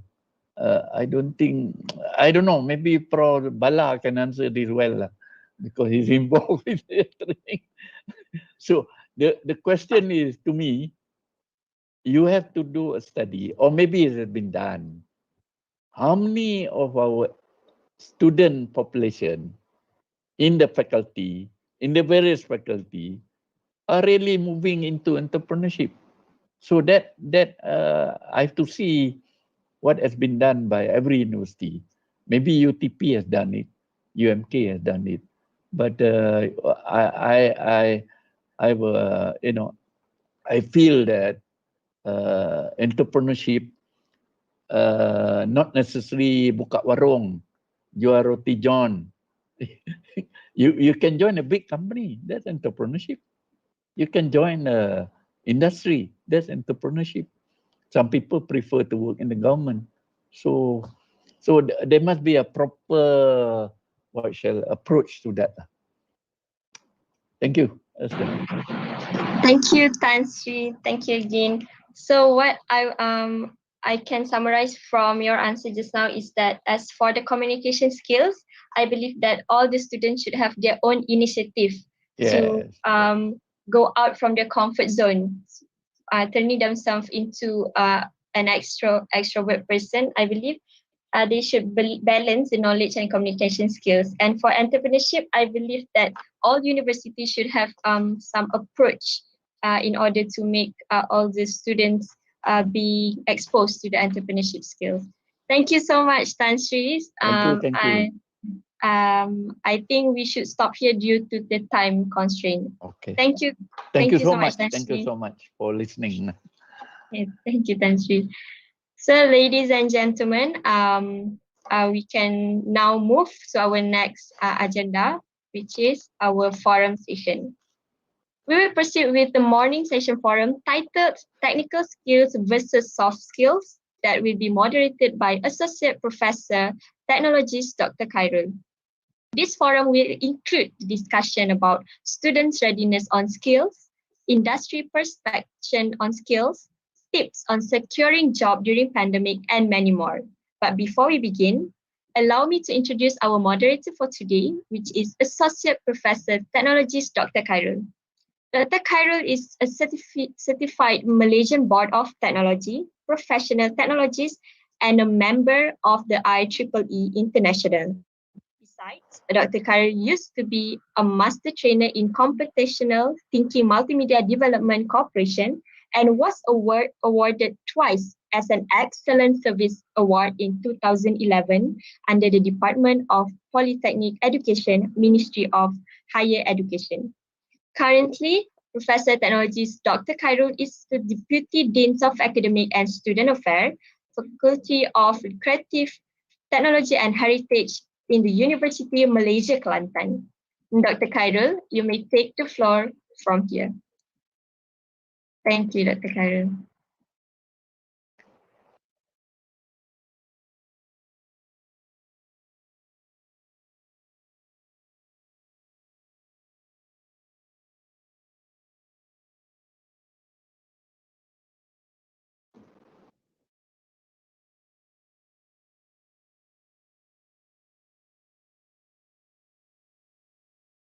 Dr. Khairul, are you there? Okay. Sorry. Thank you. Actually, I have keep talking without on my microphone. So sorry. Okay. Thank you to Miss Esther. Okay. For your great MC today. Okay. And then firstly, I would like to say thank you also to Yang Berbahagia Professor Emeritus Tan Sri Dr. Anwar. Okay. There's a great pleasure to see you, to meet you, and then nice speech that you give before. Okay, I have a great knowledge that I got there. Thank you very much. And then also to all of the audience, Assalamualaikum warahmatullahi wabarakatuh. Salam sejahtera and welcome to this webinar. First, I would like to say thank you very much to all of organizer committee who are work very hard to organize on today webinar. Then congratulations as well to both Universiti Malaysia Kelantan and Universiti Teknologi Petronas for a successful managed collaborative to conduct research and employability and work readiness issues among graduates from higher education institutions. Your hard working with a spirit of togetherness for the sake of nations is very proudly. So this webinar has been basically designed and developed to introduce you to some of the concepts which we will discussing during the course of the today morning sessions. So I hope all of you have a good day. Yeah. Now in current situation, we are facing a very unprecedented situation in which we have basically go off online, and conduct all of our daily life, including teaching and learning online. So hopefully one day soon we will back our normal life as before a coming of pandemic COVID-19. So nowadays we are living in difficult phase on our life. So pandemic COVID-19 come with a big effects to normal life before. However, we must be managing our life wisely according to the current circumstances we are now. So to moving forward and make our life relevant with the current situations, the degree of personal quality skills in our self must be improved along the time. Especially for the graduates, for all of the graduates, all of you must be realized and aware with what our employers needs and they are expected to you while they decide to hire you working at their company or their organizations. So that today we will listen to a serious and critical discussion on employability and essential skills were needed by employer for today and tomorrow. So our panel, which is consists of experts from industries and academicians, will discuss on hard skills versus soft skills. So with a themes of nation capacity building, skills, competencies, and income generations, discussion will be going around and appropriate some issues in the scope of student readiness on skills, industrials, perception on skills, participation in extra co-curriculum activities and students associations, involvement in micro certifications, experience versus no experience, branding and marketing yourself, and tips of securing jobs during pandemic. So that we have a lot of issues will be covered by all of our panel during these forums. Hopefully all of you will be enjoyed to hear these discussions. Please pay attention, and if you have any questions, please text it in chat windows provided in the systems. All of you may be having a lot of questions, so today we have our panel here with us. Let me introduce all of our panels. Today we have our respected Professor Dr. Balakrishnan Parasuraman. He is a Professor of Management, Human Resources and Industrial Relations from Faculty of Entrepreneurship and Business, Universiti Malaysia, Kelantan. We also have Mr. Anil Eskener. He is one of the consultants from Talents Management and Culture, KPMG Malaysia.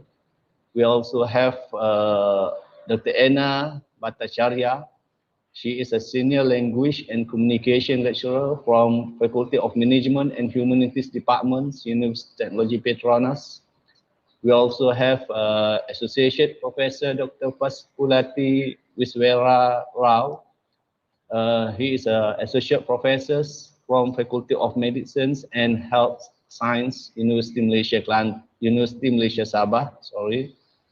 Okay. All of them actually have a great experience sharing with us today.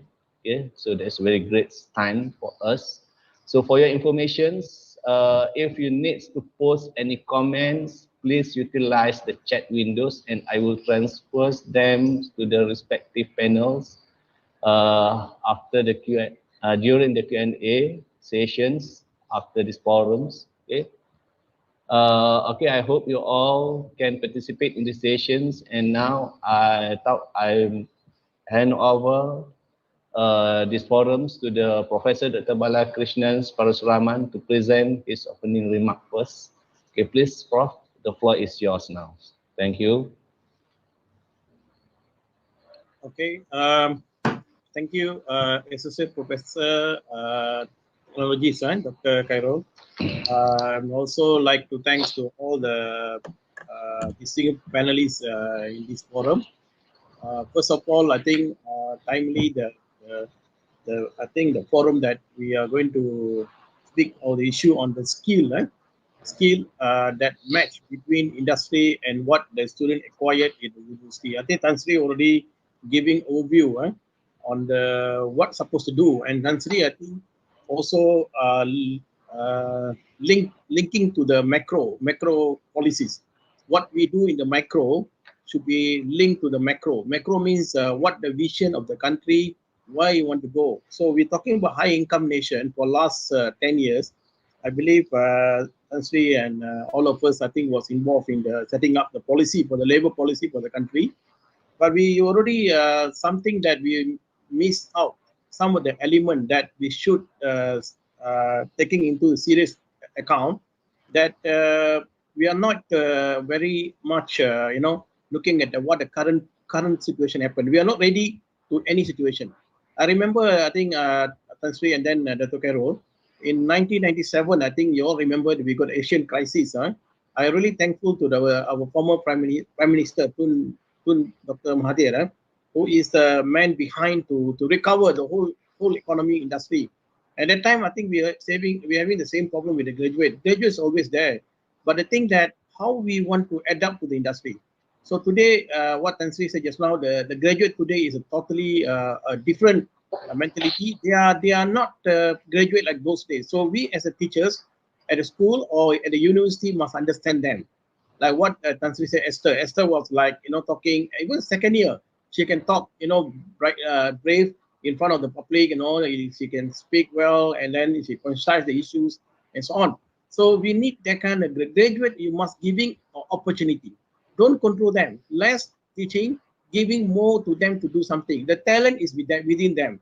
They are ready to explore. So like, for example, in my class, I always talking to students, you come up your talent, your thing. So I believe Dr. Carol, which I think we discussed today, will lead to the next 10 or 15 years. And I think the most important that the policy maker, I think it comes from of course, our honorable Prime Minister, because he's actually the chief person for our country. He's the one, I think he's doing a lot of things for country now. We can see that, but sometimes he didn't goes to the micro level. So I think the university, the industry, the employer association, employees association, and of course a lot of consultant and all these must work together. We don't isolate ourselves. And I believe private and public university must. This is what Dr. Cairo we take this initiative. Country, we are actually very much thankful to the UTP. They are number one in the world, and we are focused university also number one in Malaysia on entrepreneurship. We feel that this collaboration, IPTA and IPTS, I'm telling public and private, is going to be some exemplary for other people to follow on. Like other big universities should work with the private university. We got a lot of things that we can share together.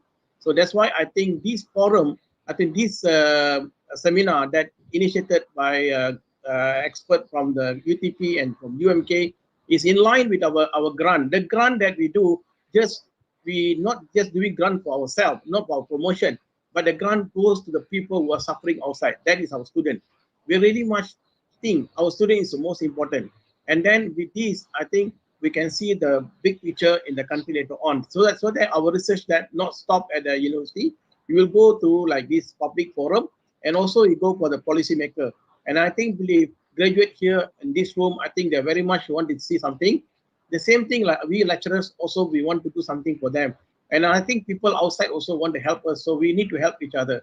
And eventually, I believe our graduates going to be top 10, like Tansi mentioned, like in Singapore, in Korea, and all these countries, even though their language is actually they speak Korea or Japan or but they are putting together all unity and work as a team. And we Malaysia got different culture, different race, different religion. We put together and we want to be one Malaysia. That we're going to bring our country to the next level.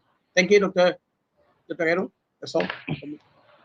Okay, thank you very much, Professor Dr. Bala. Okay, there is a good, I think there is a great opinions from Dr. Bala. Okay, I think that because because of the pandemic COVID-19, maybe what we know that the policy makers actually done the rule as well, and also for the another parties, actually for the employers do that, and also in the universities do that. By the way, based on what Prof said before, okay, that is about the bridging between each parties, okay, to making it more reality. Okay, so based on the COVID-19 pandemic also, actually I think that all of the people or graduates and employer as well, okay, migrate or make some kind of transitions, which is from the from manuals or from the conventional activity before we are doing by face to face and as all. So we need that is the old skills that we covered. But by the way, when we go into the COVID-19 pandemic, So maybe we need some kind of a new skills, which is like digital skills or whatever. So what are the essential soft skills actually are things that our graduate needs, okay, or any of us to secure an employment during COVID-19 pandemics. Okay? Because I thought that we need a new skills, especially in the during COVID-19 pandemic. So what is that? Maybe Prof. Bala can be give their opinion, your opinions about that, Prof. Doctor, can you repeat your question? Because Okay. My question is about the skills that we need in era of the COVID-19 pandemic, Prof. Because because before this our graduates maybe just use their conventional or their old skills before the pandemic COVID-19. Maybe they have a new skills that we must be mastered during the pandemic COVID-19, Prof. Okay. I think Dr. Carol, thanks for your question. I would like to take some of the initiative already done by Talent Corp. I think Dr. Anna, Dr. Sabita also involved in this program. During the COVID-19, Talent Corp already initiated how to help this graduate to get a job. So one of the area that we focus, we are going to coaching and mentoring. I think coaching and mentoring is very important and timely for graduate. I think the skill that we imparted, and I give two great examples. I coached two students from UM and also from USM. And one from USM is an engineering student. I think she's I think electronic, I think petroleum engineering. The other one is actually from business from Universiti Malaya. And I don't know both of them. And I just coach them what to do. And the first thing I do, what the skill you need, you go to the LinkedIn, social media. I said, you better go to LinkedIn. In LinkedIn, there are many industry, many employers, many people there. You just link to this LinkedIn and you already start to talking to them. Eventually, I think that's one skill that students should have, that they go and talking to the other people. Network is very important. Soft skill, they already have everything. They know what to do, but the network is very important. They are go beyond the university. And finally, the results are fantastic, because this student go and talk to the LinkedIn, and suddenly the employer very much impressed with her, the way she talk, the way she communicate with them, and then finally she got a job. She was engineer now, and the salary is beyond Tansley. It's not 1,500 Tansley. She getting 3,000 above, and she's a woman. Go and work outside with the men and all this. So how can she have this skill? Because she listened to us, so that I can see that these are the skill they need. And another student, UM, she just go for intensive, and she told me, Propala, I like to do business, and she want to be entrepreneur. Then I said, hey, what kind of entrepreneur? My brother is an entrepreneur. Oh, that's great. You just follow. So she needs some guidance. And then finally, she also got a intensive one of the big company in Malaysia. So technically, I can see that they are good in both language. In fact, we should master in both language, Malay and English. We must proud to speak Malay. Many people think that Malay is not important. Actually, I believe Koreans speak Korean, Japanese speak Japanese, Latin Americans speak the Spanish. Why we not proud of our own language? So we need to have both English and Malay, so that we can communicate wisely and then work with others. So I believe apart from the communication skills, language and so on, they need to have other skill, entrepreneur skill. Entrepreneur don't misunderstand. Entrepreneur mindset is not when you study entrepreneur, you become it's an entrepreneur mindset. Meaning to say you like to work with the people. Like in this room, there are many great scholars in this room industry. So the student take opportunity to close with them. And by the time you're talking to them, then you know a lot of things. Like in my LinkedIn, I got a lot of HR manager. I got a lot of people working. So I say to my student, can you go and link with me and then talk to the HR manager? And finally, you will get a job. So the next question I'm asking, during the pandemic, what the company want? Company is suffering now. Micro and also the employer, SME, they are suffering. They need your help. They don't want to do operation work. Operation work can be done for the people, low skill people or clerk or whatever. They want your idea. They want your skill to bring the profit to the country. So I remember, Dr. Cairo, when I graduated in 1991 for USM, and I got a one job in a logistic company in Klang. The first question the employer, the HR manager asked me, I don't want come here, you work just for the operation. I don't want. I want you to solve the problem.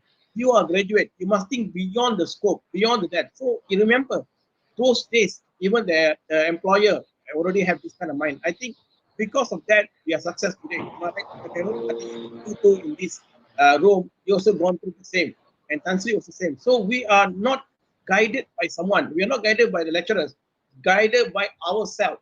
So in fact, I'm not good in English. When I started in my degree in UK, I suffering a lot. But I put a lot of effort.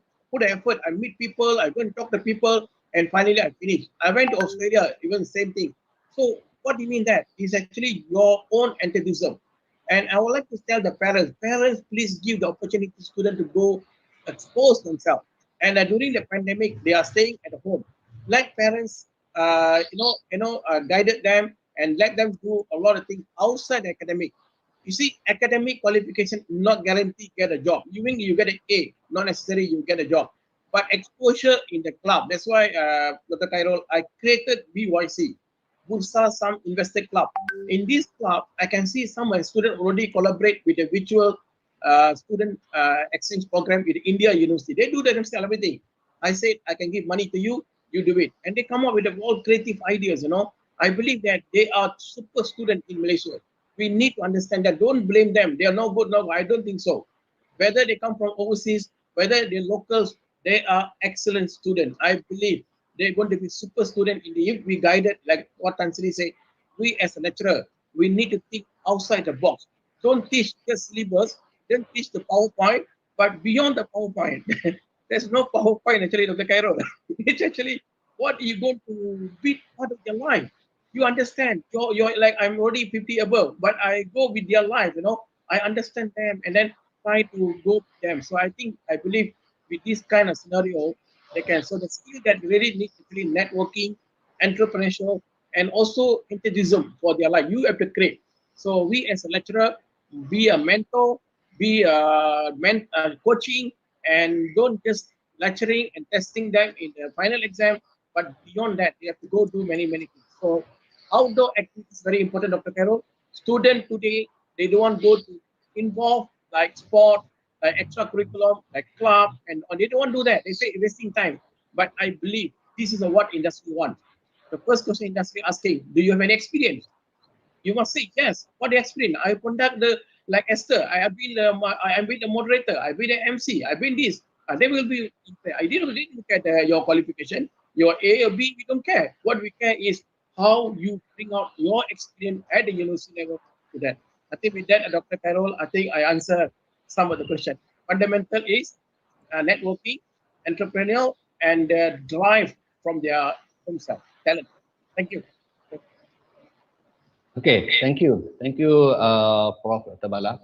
Okay, it's a great explanation. Okay, so we must be, I bit understands about that. So the fundamental is about our networking. It's also about the entrepreneurship skills there. Then of course about our drive, our self drive to ourselves actually. Okay, so based on that, okay, you're also talking about maybe I will shift to the Mr. Sunel. Okay, Mr. Sunel. Sorry, Mr. Anel with us. Sorry, okay, Mr. Anel with us. Okay. What Prof. Bala said before is about the creativity. It's also about the soft skills and means that is a very important. So we have a creativity, we have a communication skill there, but with a different industries actually, of course, they need a different skills. For the examples, maybe for the industries in the field of engineering, maybe the skills of technical is more preferred to them compared that communication skill. For the examples, okay, and then maybe for the other different fields such as science or social science, for the examples, maybe the skills of the communication skills, the skill of the interpersonal skills is more important, or and more concerns with them compared to the technical skill. But by the way, okay, how my question is could be manipulate or integrate together with soft skills and technical skills amongst our graduates to make it them more marketable in the industries. So how about your opinions, Mr. Anil? Thank you, everyone. First of all, good morning. Thank you for inviting me as a panelist for this forum. So my name is Anil. I'm from KPMG, Malaysia. Just to give you a brief introduction, we are part of the Big Four professional services firm in Malaysia.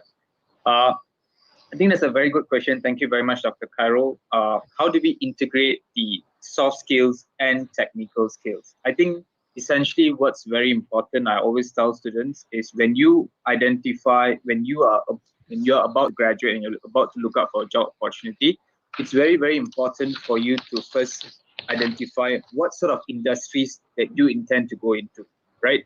And then that's the start from your career. And why do you have to do so is because when you identify the industries, then you will put in more effort in understanding the companies, right? For instance, when a candidate is actually looking out for a career, I always tell candidates, identify top 10 companies that you intend to join.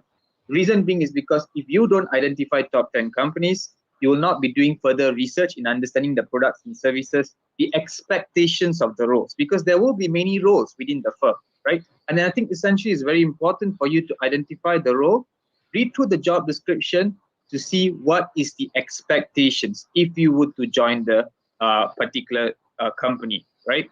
And that is how you can then align the expectation from an employer's perspective into a graduate's perspective. And when you have identified technical skills, that is required by the job, because technical skills are then relevant to the jobs that you're actually applying. For instance, if you're applying for a data analytics role, you are required to be familiar with Power BI. You're required to be familiar with Python, C++. This is where then you can tailor it according to your needs and expectation to ensure that it also meets the expectations of the industry. I think essentially when students answer soft skill related questions, then there needs to be a strategy, right, in how do you answer questions. I have come across students who have mentioned, I have good communication skills, I have excellent leadership skills, but how do you answer and how do you provide them a situation to show them that you have those skill sets and you are able to manage difficult situations is also very important.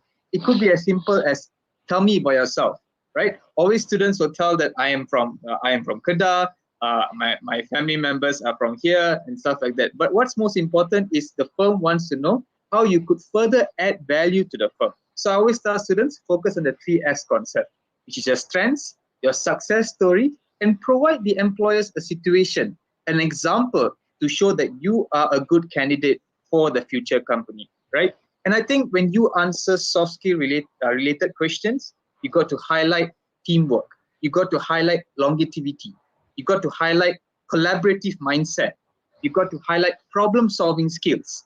And how do you attain these skill sets? Are from your leadership participation. Today as an employer, myself, when I look out for graduates, when I interview candidates, I look for an all-rounder. When I see an all-rounder, I look for a balance of both worlds, not just your academics, but also your co-curriculum participation as well, because that will further add value to your job that you're going to take up. And I think it's very, very important. No point hiring a student who has a CGPA of 3.9 or a 4 flat CGPA, but the students are unable to articulate their interests, they're unable to explain what do they intend to do. So that's where it is also very, very important, right? And when they are asked regarding these questions on situational based questions, and most times it will relate to your soft skills as well, right? How do you manage situations? How do you solve problems? I always tell students to refer to the STAR concept. If you follow the STAR concept, you will never go wrong, right? And what is the STAR technique concept? You provide them a situation, you explain the task that you had to complete, what were the actions that you needed to take, and how was the result of the whole situation. So this is where you will provide an employer a situation. No point telling today that you have good leadership skills, but if you don't put it in simple terms and you provide them an example, they wouldn't be able to understand, right? But if you explain in detail, and that shows that you stand out as compared to the other graduates. Okay, let's move on to technical skills. Technical skills is where it's actually very, very important for students to understand. If you apply for a technical role, there will be certain expectations. But for instance, if you apply for a data analytics role, there are certain firms that will offer a technical test, right? So it's not all about just asking questions, technical questions during the interview, because sometimes firm will also require you to do a technical test, and they would require you to be familiar with some sort of language or a programming language that is much relevant to the job that you're actually applying for. For instance, if you are applying for a consultant role, right, whether it's KPMG or any other firms, you need to have good project management skills, right? When I say good project management skills, it involves many different aspects, from budgeting, from cost reduction, from risk management.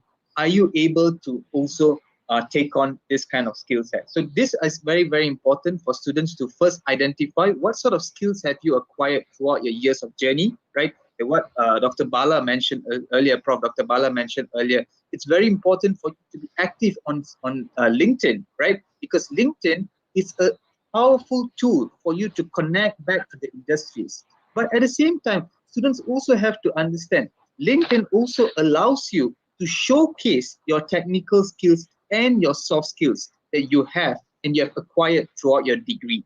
And this is where then it can then illustrate better on what sort of skill sets they've actually acquired in your career. Technical skills and soft skills will go hand in hand when you answer questions, especially during an interview, right? Because what a firm wants to know is whether in the areas of soft skills, are you able to work collaboratively? Are you able to fit into the company culture? We don't want to hire robots. We want to hire people who will also work hard, at the same time play hard, right? And this is essentially very, very important to the industry, right? At the same time, in terms of technical skills, you must first identify what sort of career that you are looking to gain, you are looking to attain, right? And this is where then you can then break down, right? Identify what are the technical skills required. Certain jobs may require you to be familiar with a certain platform. Are you familiar with the platform? And how do you identify that? Is by reading through the job description, identifying the technical skill sets that you need to be familiar with before attending an interview. This is when then you can further brush up your skill sets and to see if there's anything else that you need to be familiar with and need to gain further exposure before you attend an interview. So I think it's very, very important to identify what you intend to do. Then only you will be able to collaborate between the technical skill sets and the soft skill sets. Over to you, Dr. Carol. Okay, thank you, Dr. Mr. Anil. Very good explanations about that. Yeah, the integration between the technical skills and the soft skills, I thought is very important. And then what you intend to do and what you intend to be. So we must be decide that, and we must be realize that what kind of skills that we need to improve and to gain in ourselves. So maybe maybe Dr. Anna has academicians. I will shift to the Dr. Anna to ask a question. Has an academician actually regarding to what Mr. Anil give their opinions before. There is about the personal skills and also about the soft skills and also about the technical skills. So as the academician, actually, we always concerns and focusing on the the cognitive skills, which is based on the academic skill as well. But by the way, the technical skills or maybe some sort of employability skills there or soft skills there are not really embedded in the our curriculums actually. So how to be make the employability skills or personal skill should be the way to make embedded in the curriculums, then the way when want to teach our students based on curriculum that we have now. So maybe Dr. Hannah have any opinions about that? Thank you so much, Dr. Carol. I think the most famous question before anything begins is, can you hear me? Yes. Okay, thank you so much. Good morning to everybody. Thank you to all the esteemed speakers, the MC, and everybody present here. And thank you, Dr. Carol. And in reference to your question, it's coming from various dimensions, if I may share. One, as an academician, and two, as an educator as well. Yeah, one is from our own experiences that we have incurred. Okay, probably this will bring in some own personal experiences as well. Yeah, definitely in terms of skill requirements, it has changed over the years.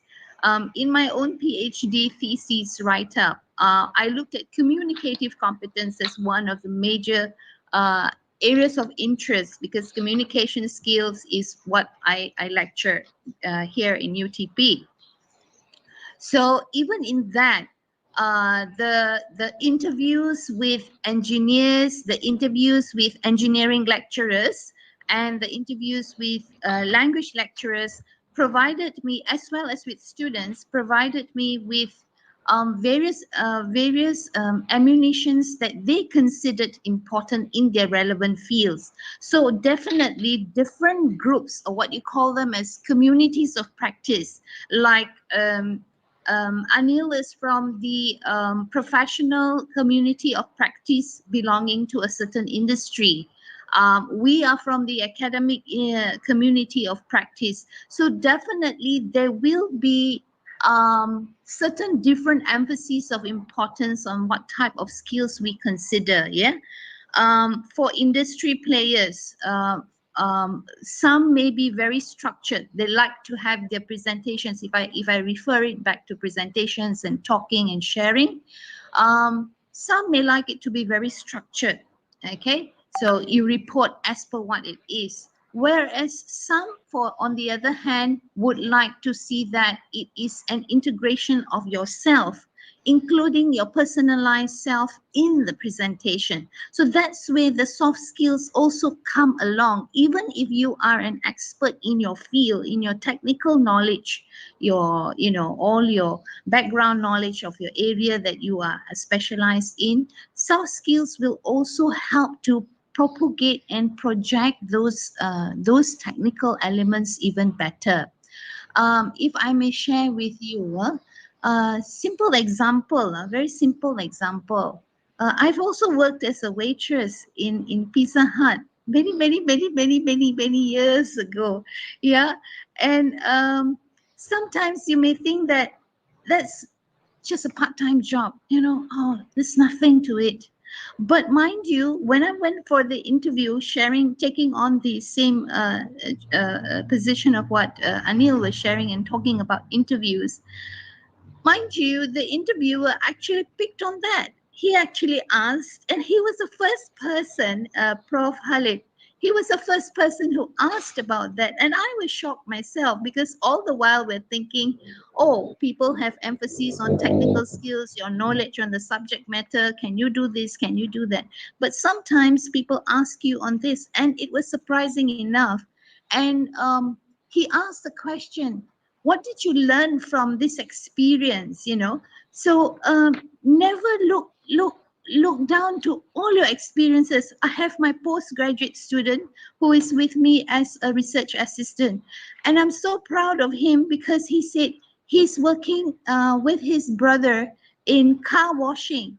When I saw that, I was so touched. I was saying that this guy is going to succeed, because he has no barriers to whatever he thinks. He's striving out there, and he's doing his very best, taking whatever it takes to be a person in the society and community. So back to that question, when he asked me, what did I learn from this? I said that I learned valuing people. I learned valuing people is very important. No matter where and what you are, what you hold, you must always value people. So this does not come in as part of the curriculum, but it comes in as something you learn while you're there in the field, in the work workplace, in the working environment, you have different people to deal with. You have friendly customers, you have some customers who who who behave otherwise, you know, but these are the things you take in, and that's where your learning comes in. So coming back to the question as from the point of an academic as well, I think there has been enormous amount of ways that the university is also striving and looking into of equating soft skills and technical skills. For example, if I may share, we have a lot of MPU4 programs. Yeah, these are some kind of non-examination programs where students involve and work with the community. And in UTP, we have had tremendous various whole lots of activities where students reach out to the communities, and not only local community in Malaysia, but also that abroad. Yeah, so they've had programs in helping maybe some environmental problems that are faced in the local community. The students have to find solutions. The students have to find ways to reach out to them and provide some solutions. And we always look at how the students can make an impact to the lives. So it's not only of a one-off project, that's it, I finished, I got my credit hours and that's it, bye-bye. But we say, make sure you also sustain. Recently, in my group, we've had students who were working with the B40 community. So the B40 community was a group where they had skills, they had talents, they wanted to sell this, you know, they had some entrepreneurial ideas and all. But the project that we had was to actually provide some guidance. So in this aspect, students have to focus, have to search, have to find what it needs to meet the audiences or the clients' needs. Yeah. So we can go on this, but like as we say, in terms of the curriculum, I think there has been tremendous change, there has been tremendous growth. All universities are doing their very best in trying to provide as many experiences to the students, not only in the form of an academic way through all the tests and papers, but more so also through the non-paper based assessments. Yeah, so these are some of the many ways we can think of. And also we encourage students to volunteer and do work that provide back to the community. It's always one of our uppermost focus as well. What else can I say on this? I think that learning ownership is very much self-driven, and I think this is a recurrent theme that we see running through right from Tan Sri's talk to Prof. Bala's to the speakers earlier before me. We find that being self-driven is a crucial element. So which is better, technical or soft? They definitely go hand in hand, but learning is always ongoing. Yeah, for us lecturers, if I talk from the aspect of an academician, learning online has been a buzzword there for centuries. It's not something new, but it's been there and it's locked somewhere. You know, we've been so happy with face-to-face, but the pandemic situation has actually brought out the best in us in making us turn around and making sure that we try to actually reach out and meet as much as possible, make it a very lively interaction with students. Yes, there are challenges, there is online fatigue, but many things can be done to try to make it as creative as possible. And in that sense, we hope the very best that what we offer to our clients, our students, would be nowhere less. Yeah, okay. So so far this is what I can capture and provide at the moment from the aspect of an academician in the university. Thank you, Dr. Carol. Okay, thank you, Ratana. Thank you very much for your explanations and for your opinions about that. That's very great. Okay. Thank you. I think that I'm going back to the Mr. Anil, because Mr. Anil just the only one from the industries, I think. So maybe we have a different perspective from the industries actually. In my question is regarding to the hard skills versus of soft skill, which is in terms of the student readiness. And then during in the current situation, which is we have a pandemic, COVID-19 crisis here. So you know, the hard skills and soft skills, it looks like going down, you know, because at the universities actually we are not really have the solid and concrete solutions to solve the problem, convey or to manage how to teach our students, in the terms of the hard skills, and then of course in the terms of soft skills as well, based on the online learning, how to teach in the hard skill and how to teach in the soft skills in the sides of the university is a very challenging as well. So maybe in the side of industries, they have their own perspective, to maybe to inculcate or to gain the skills in the hard and also the skill in the soft, to make your employees, maybe in the current employees of the industries, to make them more competence or high competence in their task. So how about your things, Mr. Anand? Thank you, Dr. Khairul. So first of all, maybe I give a brief introduction. So Esther and Yasmin, the organizers of this event, is actually, they are the KPMG ambassadors. So 2 years ago, I wanted to launch a program where my team from KPMG, we are able to actually mentor students, so whether it is soft skills or technical skills, on a day-to-day basis. So at this point of time, my team is actually mentoring 80 students across 12 different universities in Malaysia on a day-to-day basis. And this is focused on technical skills and soft skills. So what we actually do, we all must agree that COVID-19 has accelerated the acceptance of technology. So today, attending a webinar online is pretty common, right? And this is where students can then leverage on this kind of opportunity. But what students should also understand is to facilitate the growth mindset, to ensure that you stay relevant and to consistently build up skills in order for you to be marketable as well in the industry, right? And apart from KPMG's initiatives of organizing webinars, just a couple of weeks back, we had a webinar with UTP students.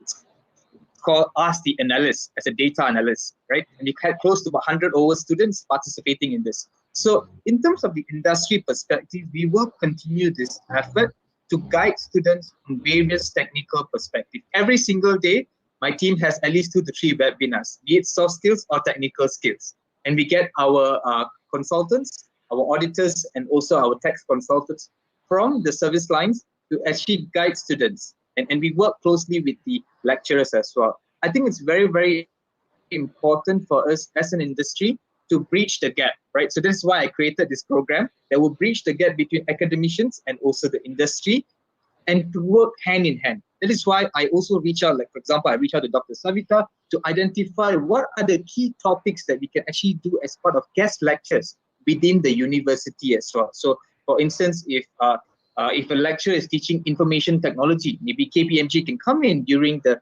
session to actually deliberate a workshop for the students on the industry perspective on that particular module. So this is where we got to work hand in hand from the industry and also the academicians to provide exposure and to manage the expectations of students, right? If students think, okay, maybe I find this subject interesting, information technology, I should look out for a career that is information technology related, right? At the same time, I should also leverage on this kind of opportunities where my lecturers are also reaching out to the industries to get the industries to share their perspective.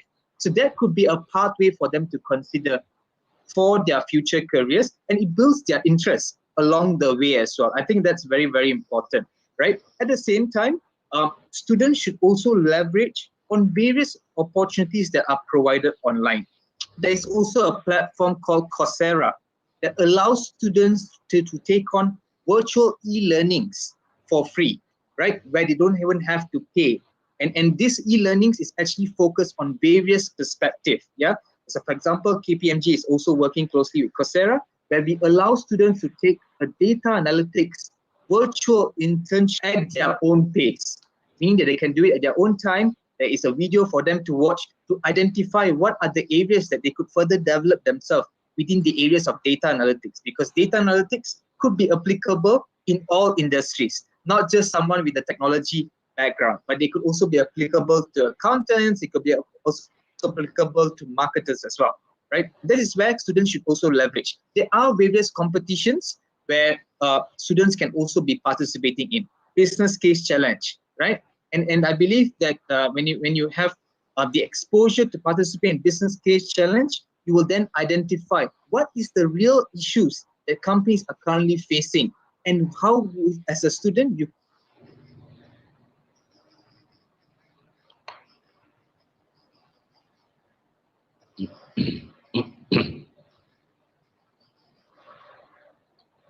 Hello, Doctor. Hello, Mr. Anil. I didn't listen you. Are you there?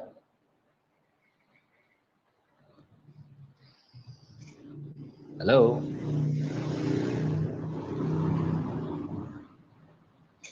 Maybe technical teams, please take charge about this.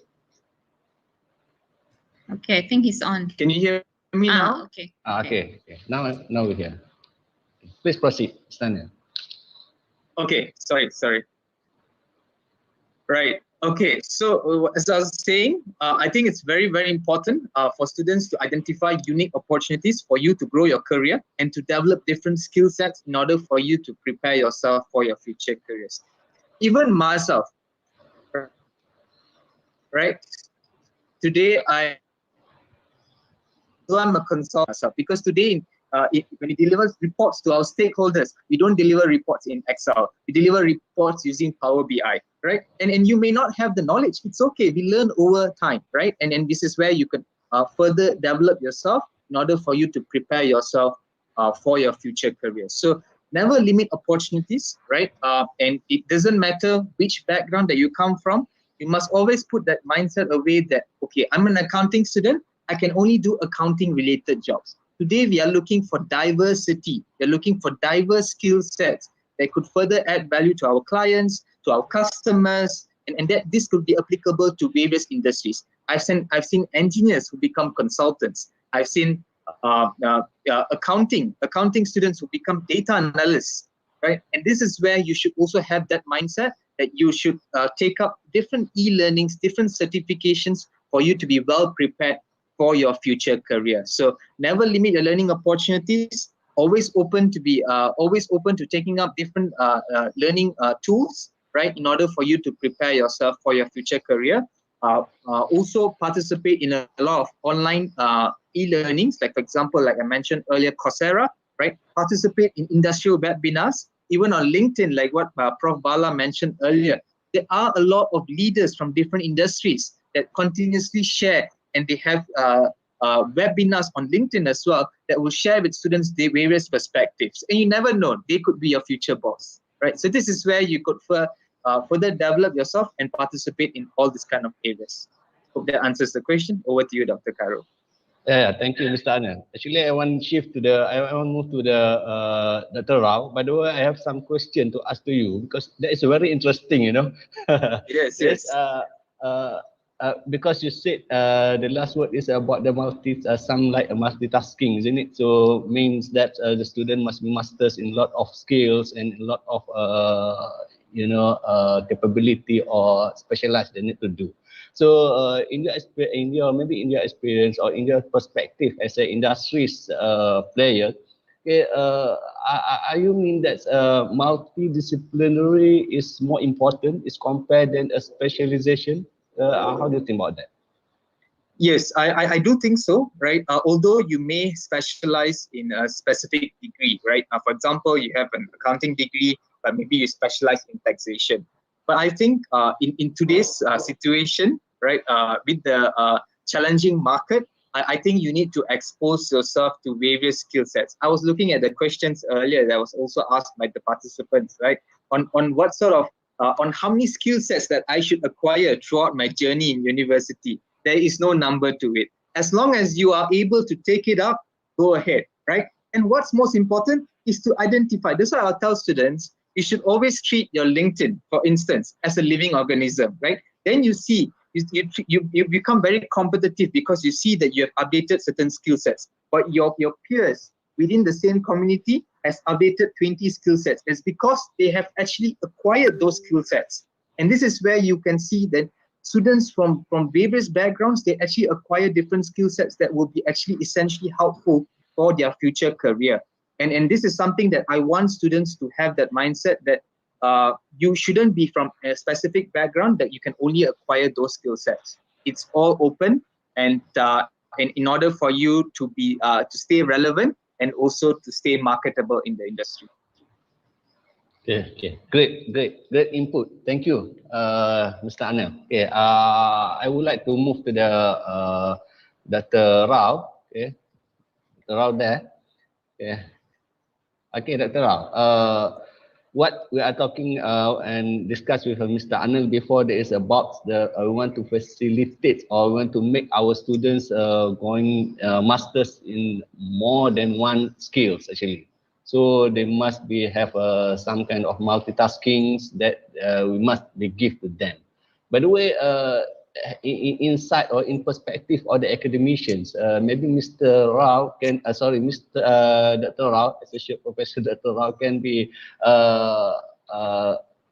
give your own opinions in your perspective actually in the terms of, in the aspect of the extra co-curriculum activities at at the universities actually. Are you think by going the extra co-curriculum activities, there will be inculcate our students against their personal quality skills or employability skills there? Associate Prof. Maybe you have comments about that, please. Thank you so much, Dr. Khairul, and all the eminent panelists here. So it was really a wonderful discussion since past 1 hour. So all the bright talent experts have given lots of thoughts about it. Yeah, I would agree on most of the points and all the points by the eminent speakers, and especially Mr. Anil has nailed everything down, and he has not left anything to other speakers. So, well, first and foremost, I would say is braveness is most important than any other skills. As Tansri was mentioning, you know, Tansri was appreciating the MC. So braveness is very most important thing than technical skills and soft skills. Once you have that braveness, then definitely you can sharpen your soft skills and technical skills. Coming to soft skills and technical skills, it's all about like chicken and egg. Which one is first? So definitely they should go hand in hand, but according to the situation, you have to use them wisely.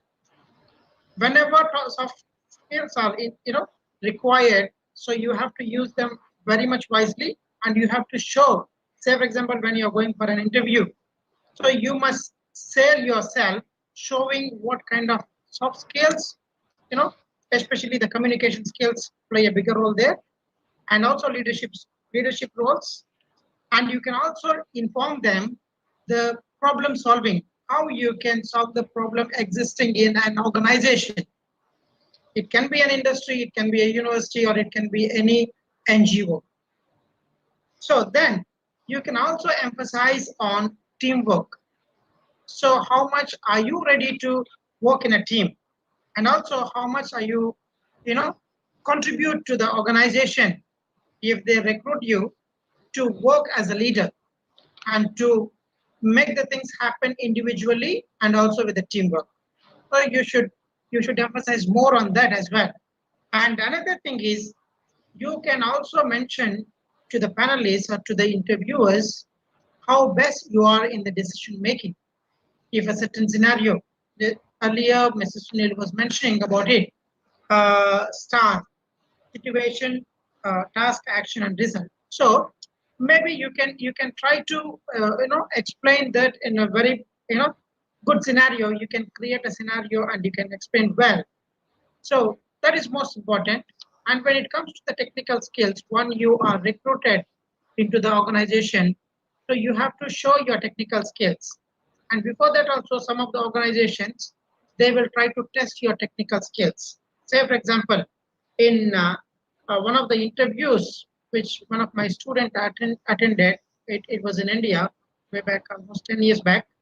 So when he went for interview, the panels, they literally ask him to draw the formulas and ask him to do the calculations, which means, they are checking your technical skills real time.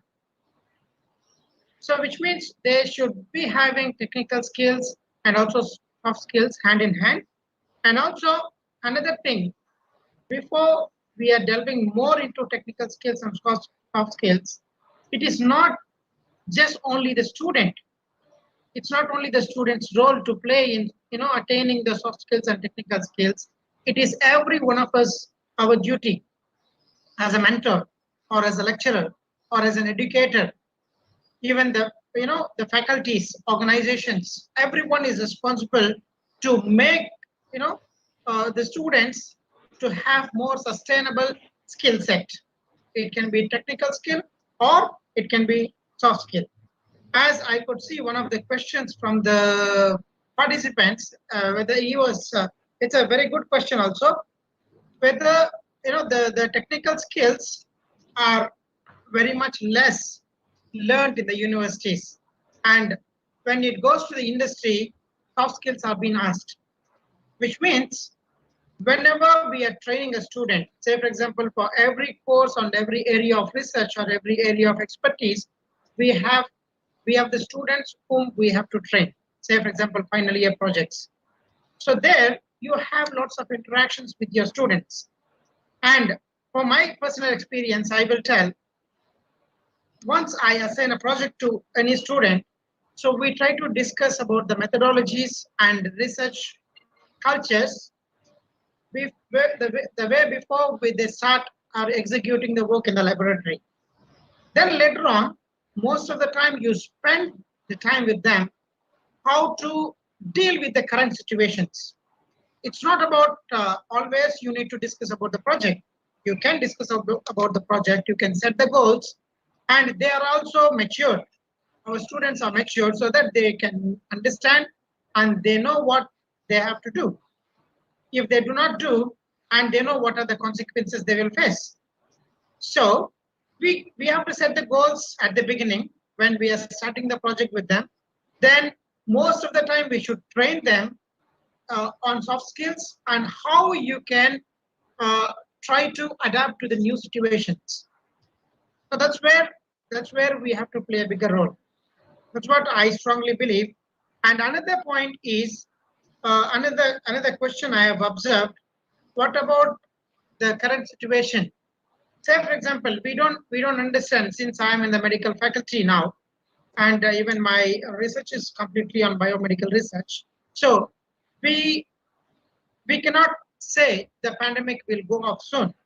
And also we cannot say that this pandemic is the last pandemic in the world. No, there may be more pandemics.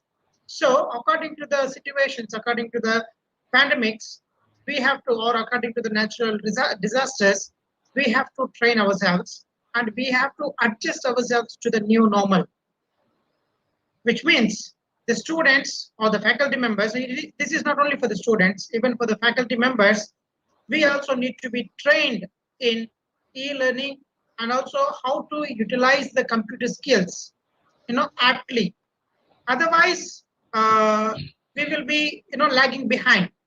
So we are nowhere, even though we are very good with lots of technical skills and we are, very good with traditional, mode of training. However, if the world is going in a different way, the students and the researchers, industry partners, every one of us per se as a whole, we have to deal with the current situation, and we have to go with the current scenario in a proper way, that we have to follow the new normal, which is e-learning. And also, even one of the speakers was mentioned about it, about Coursera and other stuff. Even Prof. Bala was mentioning how exactly the students have to play a role to get good employability.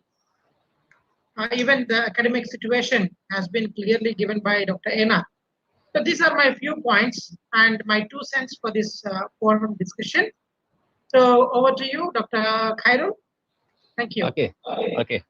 Thank you, Associate Professor Dr. Rao. Yeah, very interesting opinions. Yeah, what are you talking about is the right things that our graduate must be alert with what kind of skills they must be masters.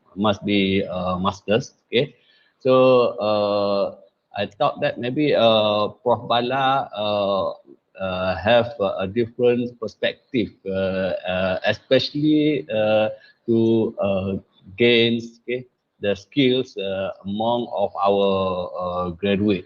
Okay, especially in terms of the pandemic COVID-19. You know, because maybe have some kinds that to be upscaling or to be rescaling, skills among our graduates after the graduations, maybe. Okay, to make them employable, okay, from the employers. Okay, so Dr. Bala, Prof. Bala, maybe you can comments a bit about the system of micro certification that I thought is already introduced at the universities. So how about the systems of the micro certification, and is it university actually ready to come up with courses of the micro certifications? Okay, maybe Prof. Bala can be give your comments, please, Prof. Okay, thanks, Dr. AP, Professor Dr. Khairul, and also thanks to all the respected panelists, Mr. Anil, okay, KPMG. I think UMK are willing to work with you when you come to UMK. Definitely. So I was very impressed with your ambassador program. I think our students are ready. Dr. Rao, you also in UMS. All right. And also thanks to Dr. Ena and also Dr. Rao, who's from a medical background. I think what Prof. Khairul was talking about micro accreditation, I think it's one of the best way to overcome the graduate employability. I think Dr. Khairul, I think time for industry. And Mr. Anil, can you take my point? Those days I remember when we all study in university, the industry come and interview at the campus in the final year. They don't come after they graduate. Why not? You all make sorry, I'm not advising, but I want to solve this problem. So why not you all come on the final year and come and actually come up with some kind of the what are the skills the student really need, and you can interview them, and you can find out you got time like 4 months to go for the employability, and you can synchronize them in order to match. So I come back to the question to Dr. Khairul just now. Khairul, I think that is one of the best way to accredit our the started from university level. I think many industry are willing to come to accredited. One point that miss out here, I think most of you must understand here, Mr. Anil, the Jabatan Kemahiran Malaysia, the skill department, they got all SKM 4 and 5, and these skill, why cannot bring to university? There are some courses that they can accredit the student before they go. Why we only focus to kind of outsiders, but we bring to the campus? I will tell my team also, Dr. Khairul, we're always thinking that we can bring this skill to the university, and maybe during the second year or third year, they can start have a skill-based certification. As you know that this skill department, they have freely thousands of courses available, which developed by the industry. It's not totally academic, and they are very practical. So the moment that we can bring this one inside the campus and we can start certify while they're doing technical knowledge, cognitive knowledge on the specialization subject, what they do. But I believe this kind of skill can bring along the which line, and then they can expose themselves different kind of situation that's happening in the outside world. I always believe that the outside world, what they learn in the campus, it doesn't match to the what happened, but they have this kind of knowledge that they know how to, like few speakers highlighted, teamwork. Okay, the teamwork already started in the campus. I always tell my students, and I give you always a problem. I don't, Ms. Anil, I don't bring the problem to me. They solve the problem. I give very example. Ms. Anil, there's one time in our recent group, our assignment, there are problems, in the group. And the leader come back to tell me, I say, you solve the problem. I don't solve the problem. Why do you solve the problem? This is what the industry wants. So if you bring back the problem to your supervisor, manager, then something wrong with you. And finally, they solve the problem, complete everything. And then it's kind of like, they know what to do. And this is an example I putting within the project work and so on, that what you say just now, mentioning how to match the source and then the technical. You cannot separate it. In fact, you cannot teach them, you cannot teach them soft skill because it's already inside their mindset. So micro, just now said that it's actually the right time to do that. And I think MKA, our good friend, yang bahagia Professor Muhammad Sattar, he is willing to work with industry, Mr. He is willing to work in industry and the university. He is a very free, open-minded. He was an UTP for the past few years as a VC. I know him very well personally because we involved in the beginning on the soft skill and co-curriculum. I think when you talk co-curriculum, what a co-curriculum is supposed embedded with our curriculum. So students think that co-curriculum is not important, they think that, so why not we give some credit, Dr. Carol, credit them in co-curriculum so that when they come out, they have both, so that the industry immediately no need to talk about soft skill. Am I right, Sani? You agree with me? Why you need to talk about soft skill? Why you need to talk about technical skill? They are come here. I am ready to help you. I'm not asking my salary now. Okay, give me 6 months. I come out with this formula, very easy formula. We sign it. Give them 6 months. Give the salary to what they want. After 6 months, they will left the organization. They will resign by themselves. Why? You give the KPI 6 months from now. You will pay 3,000. What is the KPI to achieve? If they don't achieve the KPI, they will resign. You don't need to sack them. You don't need to go to the labor court. Don't need to industry court. They will do themselves. So this is a new approach, I think, Dr. Carol, we need to impart it to the student. That means the employer no need to worry. You give the job, you give the, don't go for minimum wage as what Tan Sri and myself, because we are in 11 years in the committee, national committee. I and Tan Sri working on this for the unskilled people. But the time to come now, high skilled people, that's a graduate salary based on the KPI base. If you cannot solve the industry problem, why you go to industry? For me, no need to go. Like I'm the professor, Dr. Rao and Dr. K, we are come, we know what to do. So today we are promoting our university, UTP and UMK, and many people will saw. That is how we bring the good reputation for our organization. Like what Ms. Ani said just now, before you go to the industry, you must study the industry background. You even don't know who's the CEO, you don't know who's the man behind the company, and how you going to apply job. In fact, sorry, I'm asking some students, do you know the VC or not? They say, who's that? So I start inculcate them. You should know who is your dean, your lecturer now. Yeah, like that. What do you mean? Yeah, go to YouTube, look for them. You can study. So recently, Sunil, I got LinkedIn friend because some of my LinkedIn people coming to communicate with me. So one of the young lecturer from Mumbai. So she wanted to communicate with me, and I say, why don't you come and give a lecture to me? And she's very energetic, talking, wow, they say, student, oh, bro, we're going to Bollywood star. Okay, why not? I bring the Bollywood to you. And you see the enthusiasm, you make them, wow. And then suddenly she coming and she talk like, young, she's very young, and then talk in enthusiasm, and they feel like totally different. They are going to the abroad from the Malaysia. So who to blame? I don't blame anyone. I don't blame the industry. I don't blame the lecturers. I don't blame anyone. We need to start something from now. We don't just talk this. I don't want Mr. Anil come another forum talking of the soft skill. No, Mr. Anil will come next time. Hey, you got the best talent from UMK. I saw like Esther, many students, like Anis and all these students actually already contributing to the building to the nation.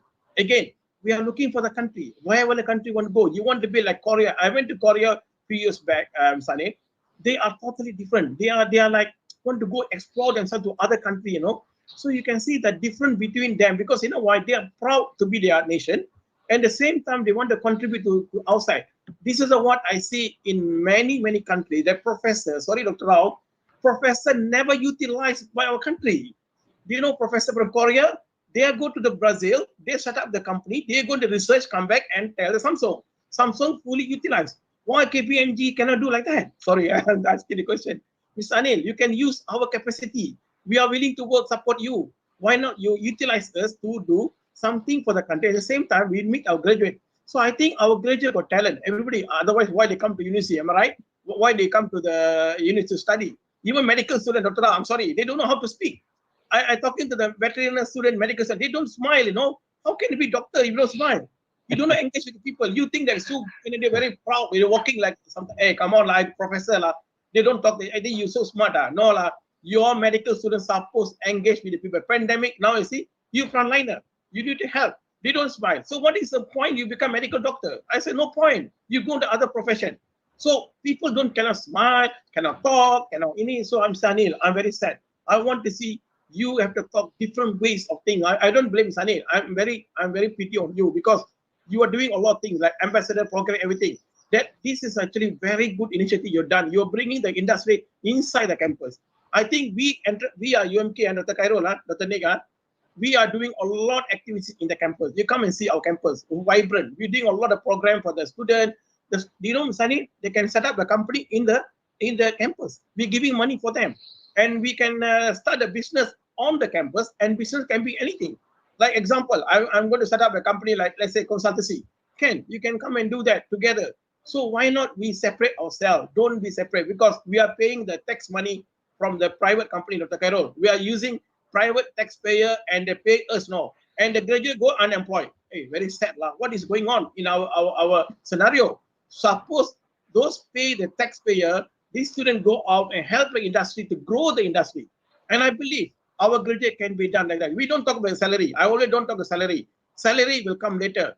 Sanil, agree with me, huh?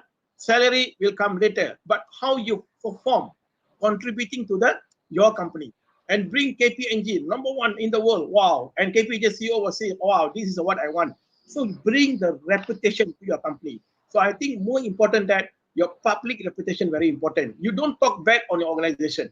When you go to any organization, proud to be that, and you grow together. Like Dr. Rao was a UMK, and I also from UMS last time. We are together. I never talk bad on UMS. I collaborate with him. I brought him to the UMK and UTP. Dr. Anas, my university mate last time. We are studied together, and we are not don't know each other. You know, Dr. Carol. We are just like, she's an English department. I was an economy, social sciences. But after 20 years, we meet again. Wow, suddenly collaboration start again. You can see that kind of collaboration is very important.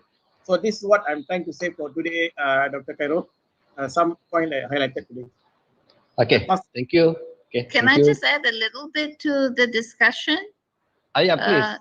Dr. Tena. K, I think along those lines, the skills and attributes come to be very vibrant, and they become the indicator of what a student's future would be like. According to some questions here, I'm just referring to some questions posted on the panel in the web chat here. For example, the skill sets that the students have been trained in by Amira. Amira has provided this question. The skill sets that the students have been trained in differ when they go out to the workplace. So he says, how can the graduate prepare for such situations? Well, it's very much, we don't have a magic ball answer to that, yeah. But I think that what actually can transpire in a communication moment that you have with the employer is to indicate your willingness to explore, your willingness to try, your willingness to learn. That can be one way to show how you can adapt and adjust. So learning is always ongoing. Then there's the other question where it says something about how the situation will, let me see. If you had to perform internship from home, how will this, okay, the pandemic, how will the situation affect the building and enhancing of soft skills? Talking about internship opportunities that the students have right now, it has been sort of limited in a way because they may not be able to go to the industries, but they have to work from home. Use it as an opportunity. Use it as a learning point. Use it as an impetus to offer yourself how you can make a difference. For example, even if he were to give you a scope list of 1 to 3, you know, get on to doing that, provide him your feedback, but after that also ask, how else can you offer your help? That is another way. So again, it's very much boiled to the person. The third one, about, there was a point that I had in mind. How do you show your enthusiasm? Okay, how do you show your enthusiasm in terms of remuneration? You may not be paid the figure of salary that you want, but probably at this point of time, accept what you have. Accept it and go on and learn. Think of the opportunity that you have gained some learning experiences, you have gained some forte, and from that it can add on to your CV rather than having nothing. Yeah, it can add on to your CV. We had this problem before. Many a times with fresh graduates or trainees, there would be the question where we want working experience, but hey, we've got no working experience. So I think the dynamism is how when internship comes into the play, yeah, and part-time work, all these are opportunities for you to build your skills upon. So whatever it is, be it setbacks or challenges, I think we are all sharing the same drive to the notion that we empower ourselves at every opportune time. Yeah, it may not match what you want exactly at this point of time, but take it on as an opportunity to grow. Yeah. Okay. Thank you, Dr. Kai. Yeah. Okay, thank you, Dr. Anna. That's a good input from you, actually, about our graduate. Actually, we have a limited time to that. By the way, maybe I will jump to the Mr. Anil, a bit, regarding to what Dr. Anna said before. It's also about like some, it's also like some experience. Maybe our students have experience or they are lack of experience. So if they have a lack of experience, especially to facing the industry, of course they go to the industrial trainings before there, and then they know a bit about the ecosystem of the industries there. But by the way, they still need more experience about that. So in the perspective of the industrial, in the perspective of the industries, actually, how to make our graduates equip themselves by branding themselves and by marketing themselves to make them more, to make them employable, to make them employers take them as their employees. So maybe in perspective of the industries, Mr. Anil can be comments a bit about that. Thank you very much, Dr. Carol. I think I want to highlight a few things here. First and foremost, internships does not only come in when I think students look at internship as a compulsory module to fulfill rather than looking for to gain some real work experience. When they look out for an internship, that's where students start looking out. Okay, at the very last minute, then they start looking out for internship. Some of them, yeah, but most of them would have secured their internship months ahead, right? And I think students should look at a perspective where you are looking, you want to gain the exposure, and then you can decide on which industries that you like to intern in. But at the same time, I've also come across a group of students where, as long as there is a semester break, what they do is they do a voluntary internship. right? So it doesn't have to be a compulsory internship in order for you to gain some experience. And that could also allow you to gain different experience. When I was a student, I used to leverage on this, right? I used to do Grab, yeah. I used to be a property negotiator while I was studying, and yet I could also deliver results and graduate as the best student in the business faculty. So I think it's all depends on your interests and what you intend to do for your future career. If you don't intend to challenge yourself and to be out of your comfort zone, right? It's going to be a challenging road ahead, definitely, right? But at the same time, I also see, like what I mentioned earlier, I shared that a lot of firms are actually doing webinars, right? In which it focuses on various perspectives. Just to answer to Dr. Bala's request earlier, KPMG, what I've done is actually we have curated a program called the Career Bootcamp.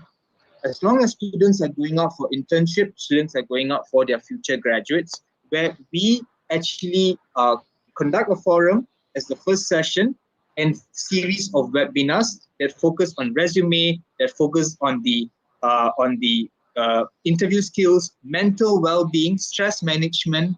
We also look at professional etiquette. It comes in a package. And after the whole series of webinar and also the forum, students are then required to attend a mock interview session with our career advisors for them to identify what are the areas they need to further develop if they were to attend an interview. It's like a practice for them. So I think students should generally leverage on this kind of opportunities. And I know a lot of some of my peers who's also in other firms is actually doing all sorts of programs just to guide graduates out there to ensure that they have an avenue to look into apart from just their academic studies.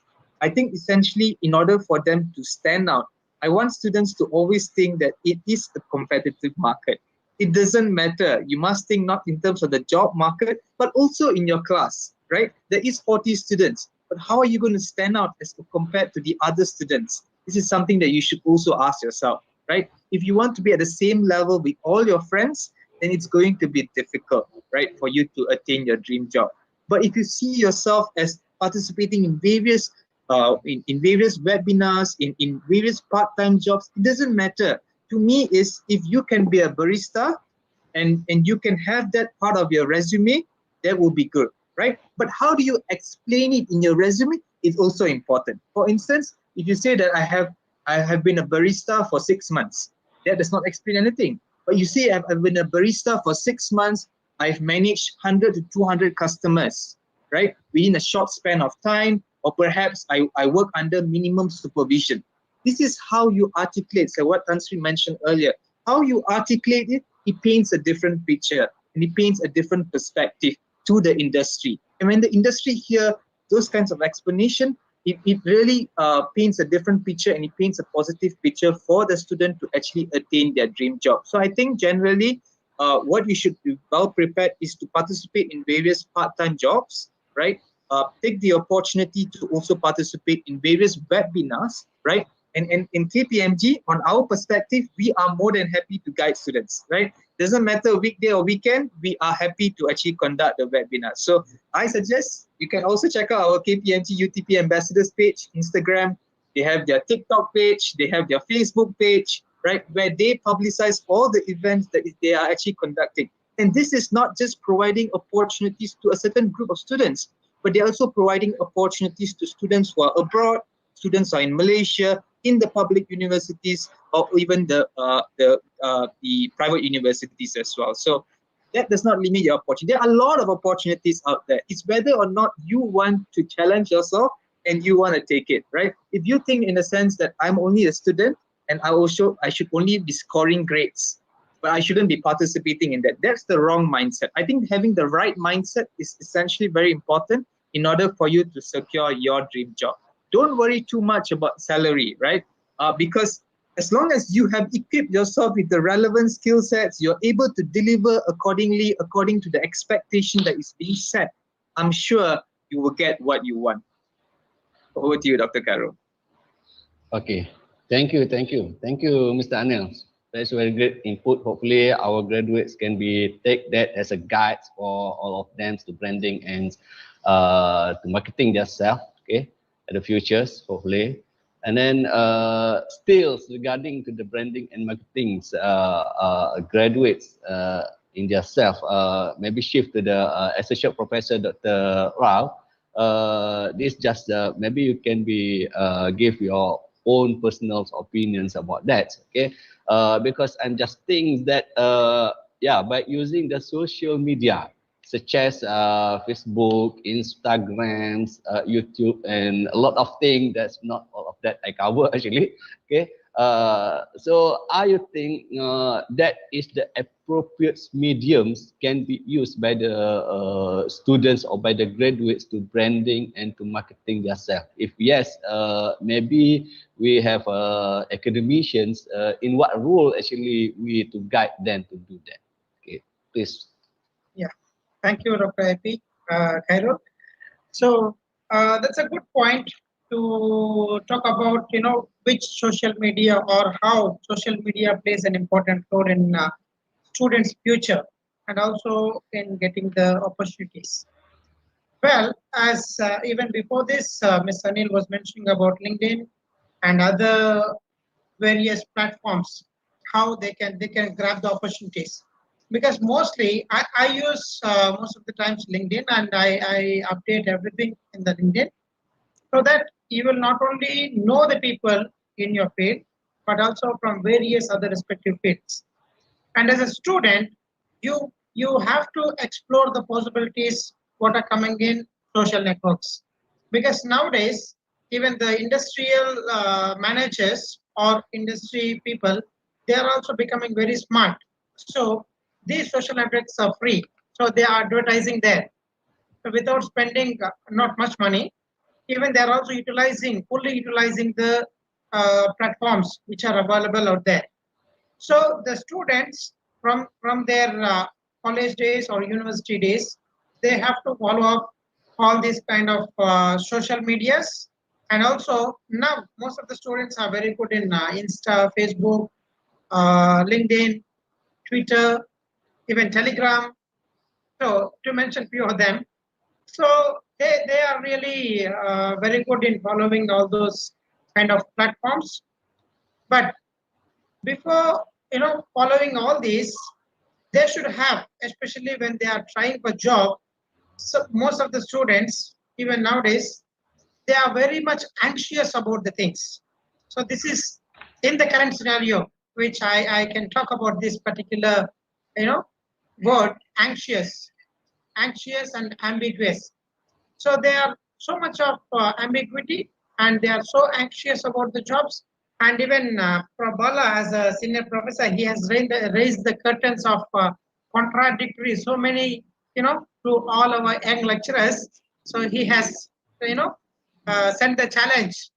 Hey, you guys, you should address these topics. That's true, Prabhala. We agree that. We agree on those kind of matters which you have raised. There, self-motivation is most important for the students. With the anxiety, they are going with the depression kind of stuff, and also they are expecting high salaries. Even Prabhala clearly mentioned about salaries. The students are not mainly focusing on the jobs; they are highly expecting the salaries. So instead of, this is a suggestion for the students. Instead of expecting the handsome salary, try to get some salary in the hand to get your experience. So that would serve the purpose. And also, you can fully utilize all these social medias, platforms, whatever are available, and also looking into the websites of the industries or universities according to your interest. Because it is not once you graduate, bachelor's degree in sciences or social sciences, arts, and management, whatever it may be. Maybe later on your area of interest will be narrowed down, because you will be studying lots of subjects in your bachelor degree or master's degree. But when it goes to your job, it must be focused on one area, so that you can just try to list down all the areas and then narrow down then looking for the jobs in that particular field would certainly benefit you in succeeding the careers. And later on, once you get your job, then I have already, covered those points last time, mainly based on the team management, how you can solve the problems for the industry or the, organization. So that will certainly help you in succeeding in your career, as also you can become the leader. Not everyone can become the leader, because there are certain skills you need to have. It's not always about whether your subordinates are doing the job in a right way or not. At the same time, the leader should focus more on encouraging your subordinates. So I could see those kind of qualities and characteristics in some of the students, where they are now succeeding in the leadership positions. Even they are, we are happy as a lecturers. Only lecturers and academia field will have this kind of satisfaction that when the student grows beyond and above you, so we feel so happy. So some of our students are CEOs, some of our students are, they have achieved a lot when compared to us, but we still feel happy, thus the credit goes to all the academic staff and all academicians present here. That's all from me, Dr. Okay. Thank you. Over to you.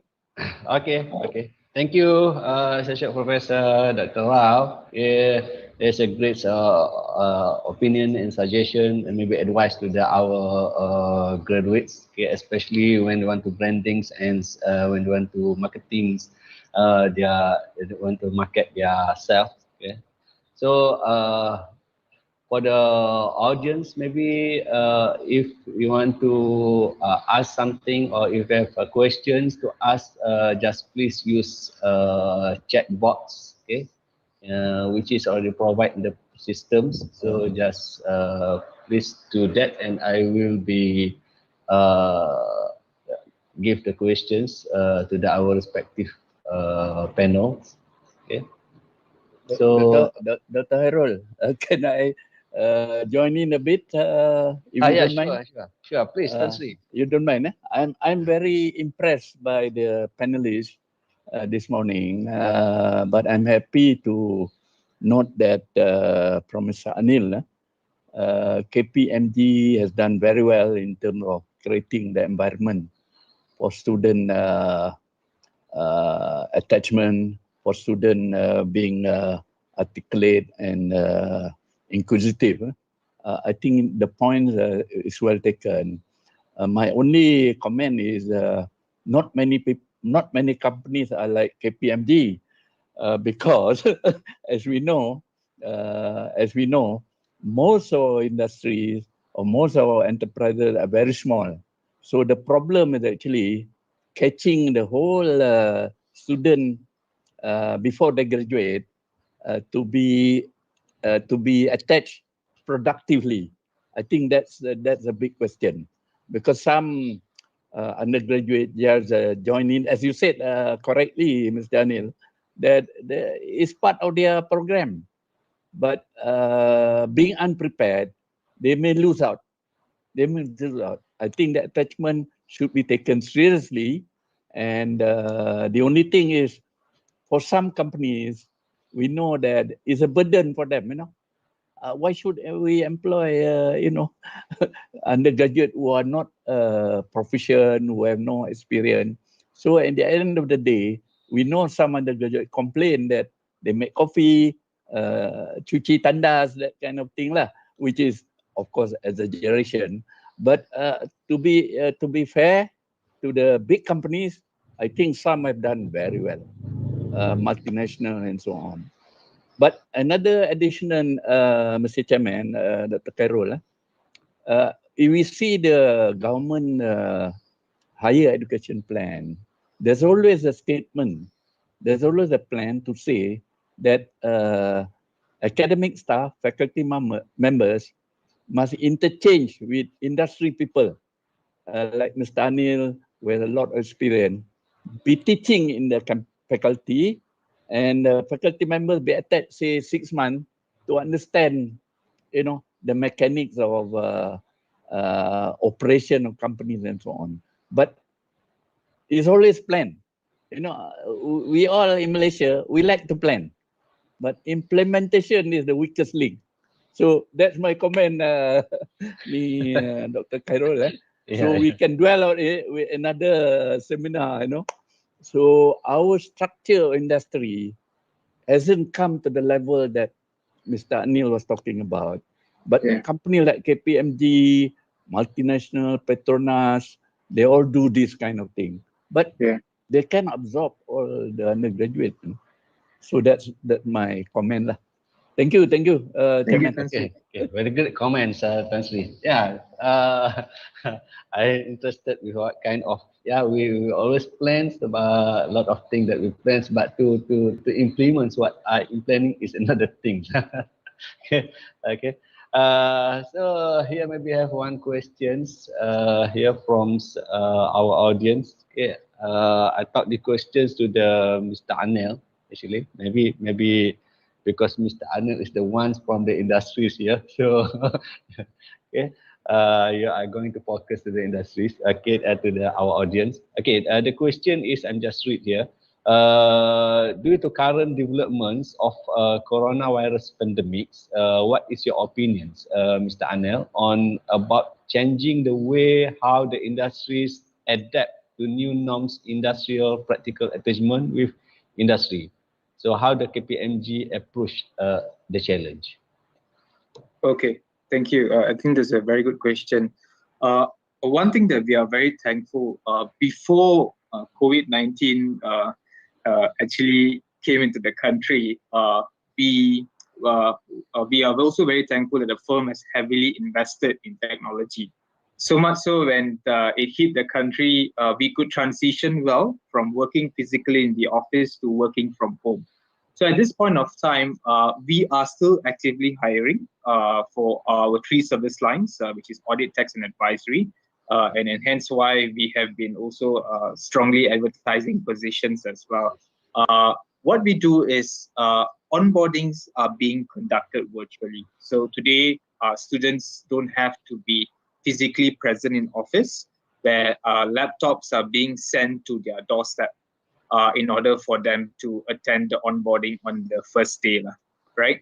And then after that, it all depends on the work that they do. Sometimes when our clients requires us to come into the office, then there will be opportunities for our interns and also graduates to travel to the client's place, but definitely with supervision. So in KPMG, you don't work in silos, you work in a team. So for example, if you are serving a particular client, so it's called an engagement team. And within the engagement team, we always ensure that there is people at different ranks, our colleagues at different ranks. So from seniors, interns, managers, and also seniors as well. So this is where they can then identify and also understand better in terms of their learning curve and to refer to someone who is much senior to them. So at this point of time, interns are still working from home, especially with this FMCO. But we have, today we are very blessed to have platforms like Microsoft Teams, where we can keep closely in touch with our employees, and we also assign supervisors in every team to actually take care of these interns to ensure that they have full understanding of the work that is being assigned to them. And they also have catch-up calls with their seniors in the team. So at this point of time, it's being well managed. And what we also encourage our interns to do, because there is a lot of e-learnings within the firm that they can actually leverage on. So apart from their internship, they can actually look into e-learnings, taking up as a learning opportunity during their internship. And I think we also have our current focus. We just launched a new program called the Wellbeing 360, right? Where we also want our employees at this point of time to ensure that they enjoy and understand what does it mean by stress management, what does it mean by well-being, right? So if they need any further assistance, we actually develop a program where they can actually refer to this buddy system. They can actually speak to someone in case if there is an issue that arises, and we can actually look into it further. And then like next week we have a yoga, right, that is done virtually for our colleagues in KPMG. We engage a yoga instructor. So last week we had one doctor who actually talked about the vaccination today, just to give our employees the exposure. But interns can also participate in that, just to gain for some exposure. Apart from just work, they also need to enjoy their journey at KPMG. So that's how we are currently doing. Okay. Okay, thank you, Dr. Anil. Mr. Anil, sorry about that. Okay, thank you, Mr. Anil. Okay, that's a good input about that. Okay, I jump to another questions because we have a lot of questions here. So maybe I've just select some selected question. It look like same, so I'm just select.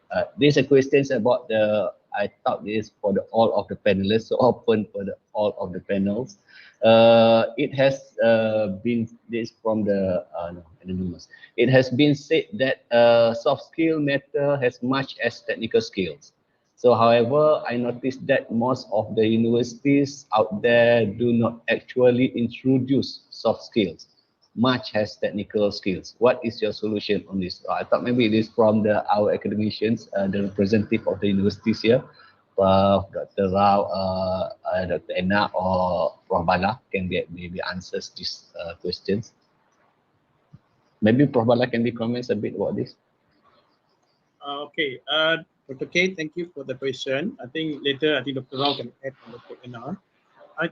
I believe that teaching soft skill at the university is not appropriate. You know, teaching is different to embedded. I think okay, do you remember last time Bahasa Melayu Merentas curriculum? You know the word? Yeah, that yeah, means, sure. sure. In English, Malay language go across all the discipline. That's what we're taught. So today, the same approach I would like to propose here, you know, for all the Malaysian university. That means the soft skill is not taught by someone, but it's embedded in the teaching. Okay, how to embed it? Example I give to you all. I mean, when lecturers, when teach in the class, who take part in the class? Either lecturer or student. So let students speak. Like today, you see, all of us can speak. You know, I mean, the student can speak. Let them frame out the issue, because, like what Ms. Sani said, actually all the online they can pick up, Ms. Sani. We cannot teaching them. When I will say something, they say, Prof, you're talking 20 years ago theory, Prof. It's not relevant anymore. They can say like that. Why not you ask them? Hey, today you know what is the latest industrial relation theory? What do you think? Oh yes, Prof. I already went to the like that, and also they come in, and that is soft skill. They're brave to speak up, because mostly of students, I found that I'm Sunny, every 25 years I'm teaching. I think Tan Sri more experience than me. They don't talk. You know why? They was like punished by our parents last time. Remember Tan Sri? Or you speak only, hey, you ni tak pandai cakap. Jadi they brought to the university, they're scared to see you. So why not the first round of teaching, Dr. Carol, we make them free themselves. Oh, hey, no, come, hey, you okay? You just like what I do normally in my class. I say, let's take a selfie first when I'm in the class, not like now.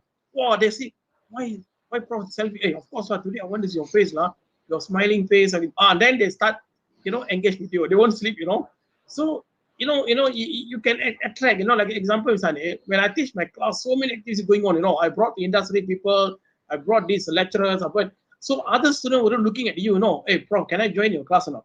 I'm not boast myself. What I'm telling you, they're already attractive, so they want to come in. So I think soft skill must be embedded with teaching and learning. And especially now the online, super, like what Mizani said just now, and Tansri said that this must be embedded during the teaching online. Misani, how I did, I also don't know. I'm very weak in the online teaching. I'm the 50 years old, and Tansri, we're all backward. But suddenly, Tansri, I put a 2 computer. So what I did, last time student was sleeping, because you turn on your PowerPoint presentation, you won't see another computer. I said, no. Can you turn on your video? I can see all the faces. So they don't sleep, they're engaging with you. At the same time, I do the virtual party, next week, tomorrow, I got a virtual party with them, they're going to bring the cake, and then what they did, one day, they sent something to me, Prof, can you go to the campus or not this time? I said, I went there. Suddenly they say, someone come in here, say thank you to bring the flowers, everything, I'm not saying this, but they want to say thank you to you. And then they do the virtual party. We are singing a song. Tomorrow we go to virtual party. Dr. Carol, Tan Sri can join us tomorrow. This is a real virtual party. That cutting cake, everything going on. So I say my last class is actually enjoy the class. So that's what they remember you, you know. Wow, that can. So this is a human resource skill that I said. When you become human resource manager, this is what you have to do. So I think my question to answer to the Dr. K must embed it. Don't go and teach. I believe some lecturer not happy with me, but I don't care. Like Dr. Rao, medicine student, they don't know how to smile because you don't teach them. They don't bring them in the reality to the kampong. Bring the doctors to kampong. You know, sit with them, talking to them. How can doctor to be doctor and sit on the lab? No, that's why they're on the lab. You have to come up and talk with us, Dr. Rao. We are people to help your medical students. Thank you.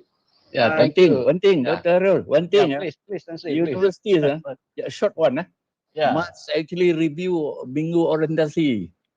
Abolish it. Because I was my first degree in UK, university, tak ada orientasi, no ragging, nothing. You just go in, you find out where the library is, where's your lecture hall. Tapi itu yang teringat, Prof. Itu yang teringat, ragging tu. Bukan Memories. Itu yang best. We all, I think, some of us go through this process. I pun dulu hostel dulu. From one I masuk hostel, they rag and all. You then you don't want to talk, you know. And similarly, I would suggest IPTA all minggu orientasi buang lah, wasting of time and money. Because the senior student will rag you, and then they are dragged to the library. They are led where the canteen is. Masa tu dia cari jodoh, Prof. The senior one, but I think, I mean, seriously, they have to review, Dr. Errol. Tak payah. Leave the student on their own. They can find out. Yeah. Maybe we can looking back to the objective of the orientations week, isn't it? Betul, because they actually the idea is to get the student acquainted. We make them independent. We make them independent. Semua kena ikat hidung jalan sini. Actually, no need. In UK, in Australia, they did the same thing to me. Everything they throw you out, you know. They go themselves. No orientation. Yeah. You just register, you find out yourself. Maybe what we should do is a forum for freshman year, you know. Invite the industry, the first year lecturers, you know, have a very interactive forum session on what is expected from the students. Because most times when students go into the campus, within their first year, they feel overwhelmed. One is in their education. Second is in the areas of their co-curriculum. Because this is where student societies want to recruit new members. They do not understand what is the perspective. So I think you should have a forum session and dialogue session, more like a teh tarik session rather than a very formal orientation. I agree. Sure. I think that also in the circumstance or in the new ecosystems actually at our new world, I think because you know, the pandemic, COVID-19, and also we have a 4 industrial revolutions era, all of that thing. So not just our graduate or our students only must be changed, but also everybody must be changed. Yes. With a new applies to all. It is definitely an uphill battle for the current generation. You know, there are no opportunities to meet and interact, but then this is a very simple example, like my daughter had her friend's birthday yesterday, and they made it a point to have a meeting virtually, and they got connected from all over the world, and they actually had a party and singing a birthday songs, those kind of things. I mean just simple gestures, and I like the idea of like virtual party, taking it light. And if I could add on just I think there was one question on EQ and mental health. I think that is a superb question, and it is so important at this point of time. Whatever it is, keep the people at heart. Understand that everybody's facing challenges. There was a point in time when I had a student who was absent for his class, and he's never absent, he's usually present. So I inquired and I said, is there anything wrong? He said, Madam, I just need a break. I don't want to see anything online. I just want to be totally free. Oh my God. And you know, how do you adjust to such answers? How do you accept such answers? We have to learn, even we as educators, we have to learn. I said, okay, son, it's great. Thank you for sharing and telling. I hope you're feeling better. So we have to accept, you know, sometimes they have problems. Yeah. So I think being human at the very bottom line is so important, be it whichever perspective we are coming from. Yeah. Thank you. Okay. Yeah, that's right, Dr. Ena, especially the mental health and issues, especially in the pandemic COVID-19. We worked at our home, okay, respectively. So maybe it's really affects in our way of working from home, okay, or learning from home. So maybe what Prof. Rao, okay, can be give a bit comments about that. Since Dr. Rao maybe have the expertise about these issues. Okay, will there be any mental awareness program actually concluded in learning's syllabus at the universities, Dr. Rao? Yeah, thank you so much, Dr. K. When we talk about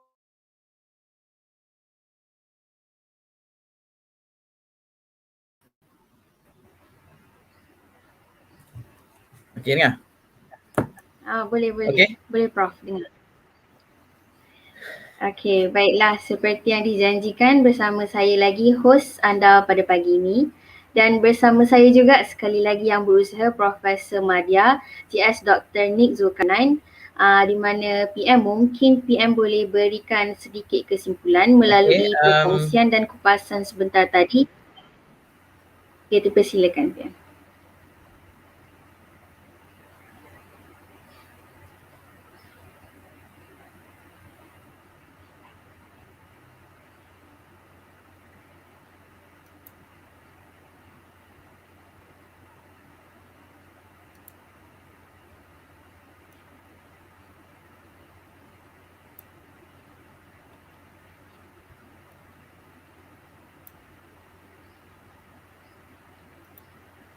PM. Okey, terima kasih saudari Anis Batrisha yang menghostkan program pada sesi kita pada pagi ini. So basically the program kita fokus kepada job employability lah, maksudnya what are the challenges, and then so this is an initiative by our matching grant lah on developing how to kita kata untuk merapatkan jurang antara keperluan di industri dan juga skill yang ada di kalangan pelajar. Jadi hasil penyelidikan lah juga kita terjemahkan dalam forum yang kita berlangsung pada hari ini, dan kita ada perkongsian dan juga sesi forum tersebut dilaksanakan sesi pagi dan petang. Jadi sesi pagi kita lebih pada forum membincangkan how we manage the talent ataupun how we manage the situasi sekarang ni yang agak cemas ataupun dengan konflik yang ada dengan pandemik sekarang ni, macam mana pelajar dapat mempersiapkan kemahiran mereka agar memenuhi industri. Jadi itu antara sedikit sebanyaklah forum yang akan dibincangkan. Jadi untuk forum pukul petang nanti, sesi petang nanti bersiaran juga di dalam forum tersebut bersambung kita melihat antara job secara permanent ataupun secara freelancer. So apakah keperluan dan juga kepentingan yang kita perlu ada, dan apakah peranan kita dapat mencari skill-skill tertentu yang yang wujud sebagai seorang freelancer, di mana kita boleh establish kita punya self branding kepada skill yang ingin kita belajar. Maksudnya kita memperkemaskan diri kita dengan skill-skill yang diperlukan pada masa hadapan sesuai dengan perkembangan teknologi sekarang menggunakan media digital dan juga perkembangan IR 4.0 dan sebagainya. Jadi skill-skill yang melibatkan digital ni kita kena pelajari dan kita kena alert dengan perkembangan industri, apakah pihak industri perlukan. Sebab memang agak sukar kita nak memahami keperluan industri dalam keadaan sekarang ni. So yang paling penting pelajar kita kena alert dan juga kena kita kata sentiasa continuous learning dalam setiap bidang yang dipelajari, bukan kita belajar di universiti saja. Kita kena sentiasa juga melihat perkembangan industri, keperluan, apakah kualiti-kualiti peribadi ataupun skill yang kita ada untuk kita meletakkan diri kita dalam industri nanti bila bergraduat nanti. So saya rasa perbincangan tersebut boleh sambung dari kata apa untuk petang ni, okay, forum kita lihat versus ataupun antara permanent job dan juga freelancer. So itu, dan yang berlangsung sekarang ni kita fokus kepada bagaimana nak menguruskan cabaran yang ada supaya pelajar kita dapat menempatkan diri mereka di industri. Okay. So kembali ke moderator. Okay. Okay, baik Prof. Kita pun telah sampai ke penghujung bagi sesi pagi untuk program Talk and Forum kita.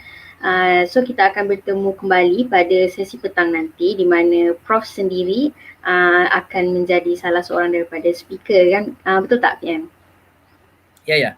So satu lagi mungkin kita akan tengok juga penyelidik tahniah juga kepada penyelidik di antara kedua-dua institusi UMK dan juga UTP yang melaksanakan kajian, dan maksudnya penyelidikan dibuat tu hasil rumusannya diterjemahkan dalam bentuk forum ni lah untuk perkongsian dan juga bahan kepada pelajar dan juga ahli akademik supaya boleh mengetahui apakah pengembangan ataupun gap yang ada di antara industri dan juga apa yang ditawarkan dalam pengajian di universiti. Okey, dan terima kasih juga tahniah kepada penyelidik yang bertunggus-lumus menyiapkan kajian mereka. Okey, saya rasa itu saja dari saya. Terima kasih. Okey PM, sebelum tu boleh saya tanya apa harapan PM untuk sesi talk kita yang petang nanti, khususnya kepada mahasiswa kita? Okey, kepada mahasiswa kita ambillah kata peluangnya untuk join sesi forum pada petang ni agar dapat mengetahuilah sedikit sebanyak apakah potensi yang ada dalam industri. Sebab kita akan ada bersama kita petang nanti adalah bersama dengan wakil industri dan juga mungkin kita nak tengok feedback daripada pelajar ataupun wakil pelajar dari Universiti Teknologi Petronas juga. So apakah cabaran? Mungkin cabarannya sama tetapi mungkin macam mana kita mengharungi cabaran tersebut berdasarkan skill kita mungkin sedikit berbeza bergantung pada bidang pengajian dan juga cabaran yang ada dalam industri tersendiri. Jadi sama-samalah join untuk forum pada petang ini dan mungkin kita boleh bincang. Kalau ni jangan malu-malu tanya soalan, okey, tak boleh bahasa Melayu, bahasa Inggeris, dan kita boleh sama-sama mungkin panel pada petang nanti akan menjawab segala persoalan, dan jangan lupa juga tanya apa saja soalan dan mungkin kita dapat input untuk kita tingkatkan skill dan juga kemahiran kita nanti. Okey, baik ya, terima kasih. Jadi bertemu kita kembali pada sesi petang nanti akan membincangkan topik tentang permanent jobs versus freelancing bersama dengan rakan host saya iaitu Nuraihan Adini. Sekian, Assalamualaikum, salam sejahtera dan terima kasih. Kita jumpa petang nanti. Okey, terima kasih.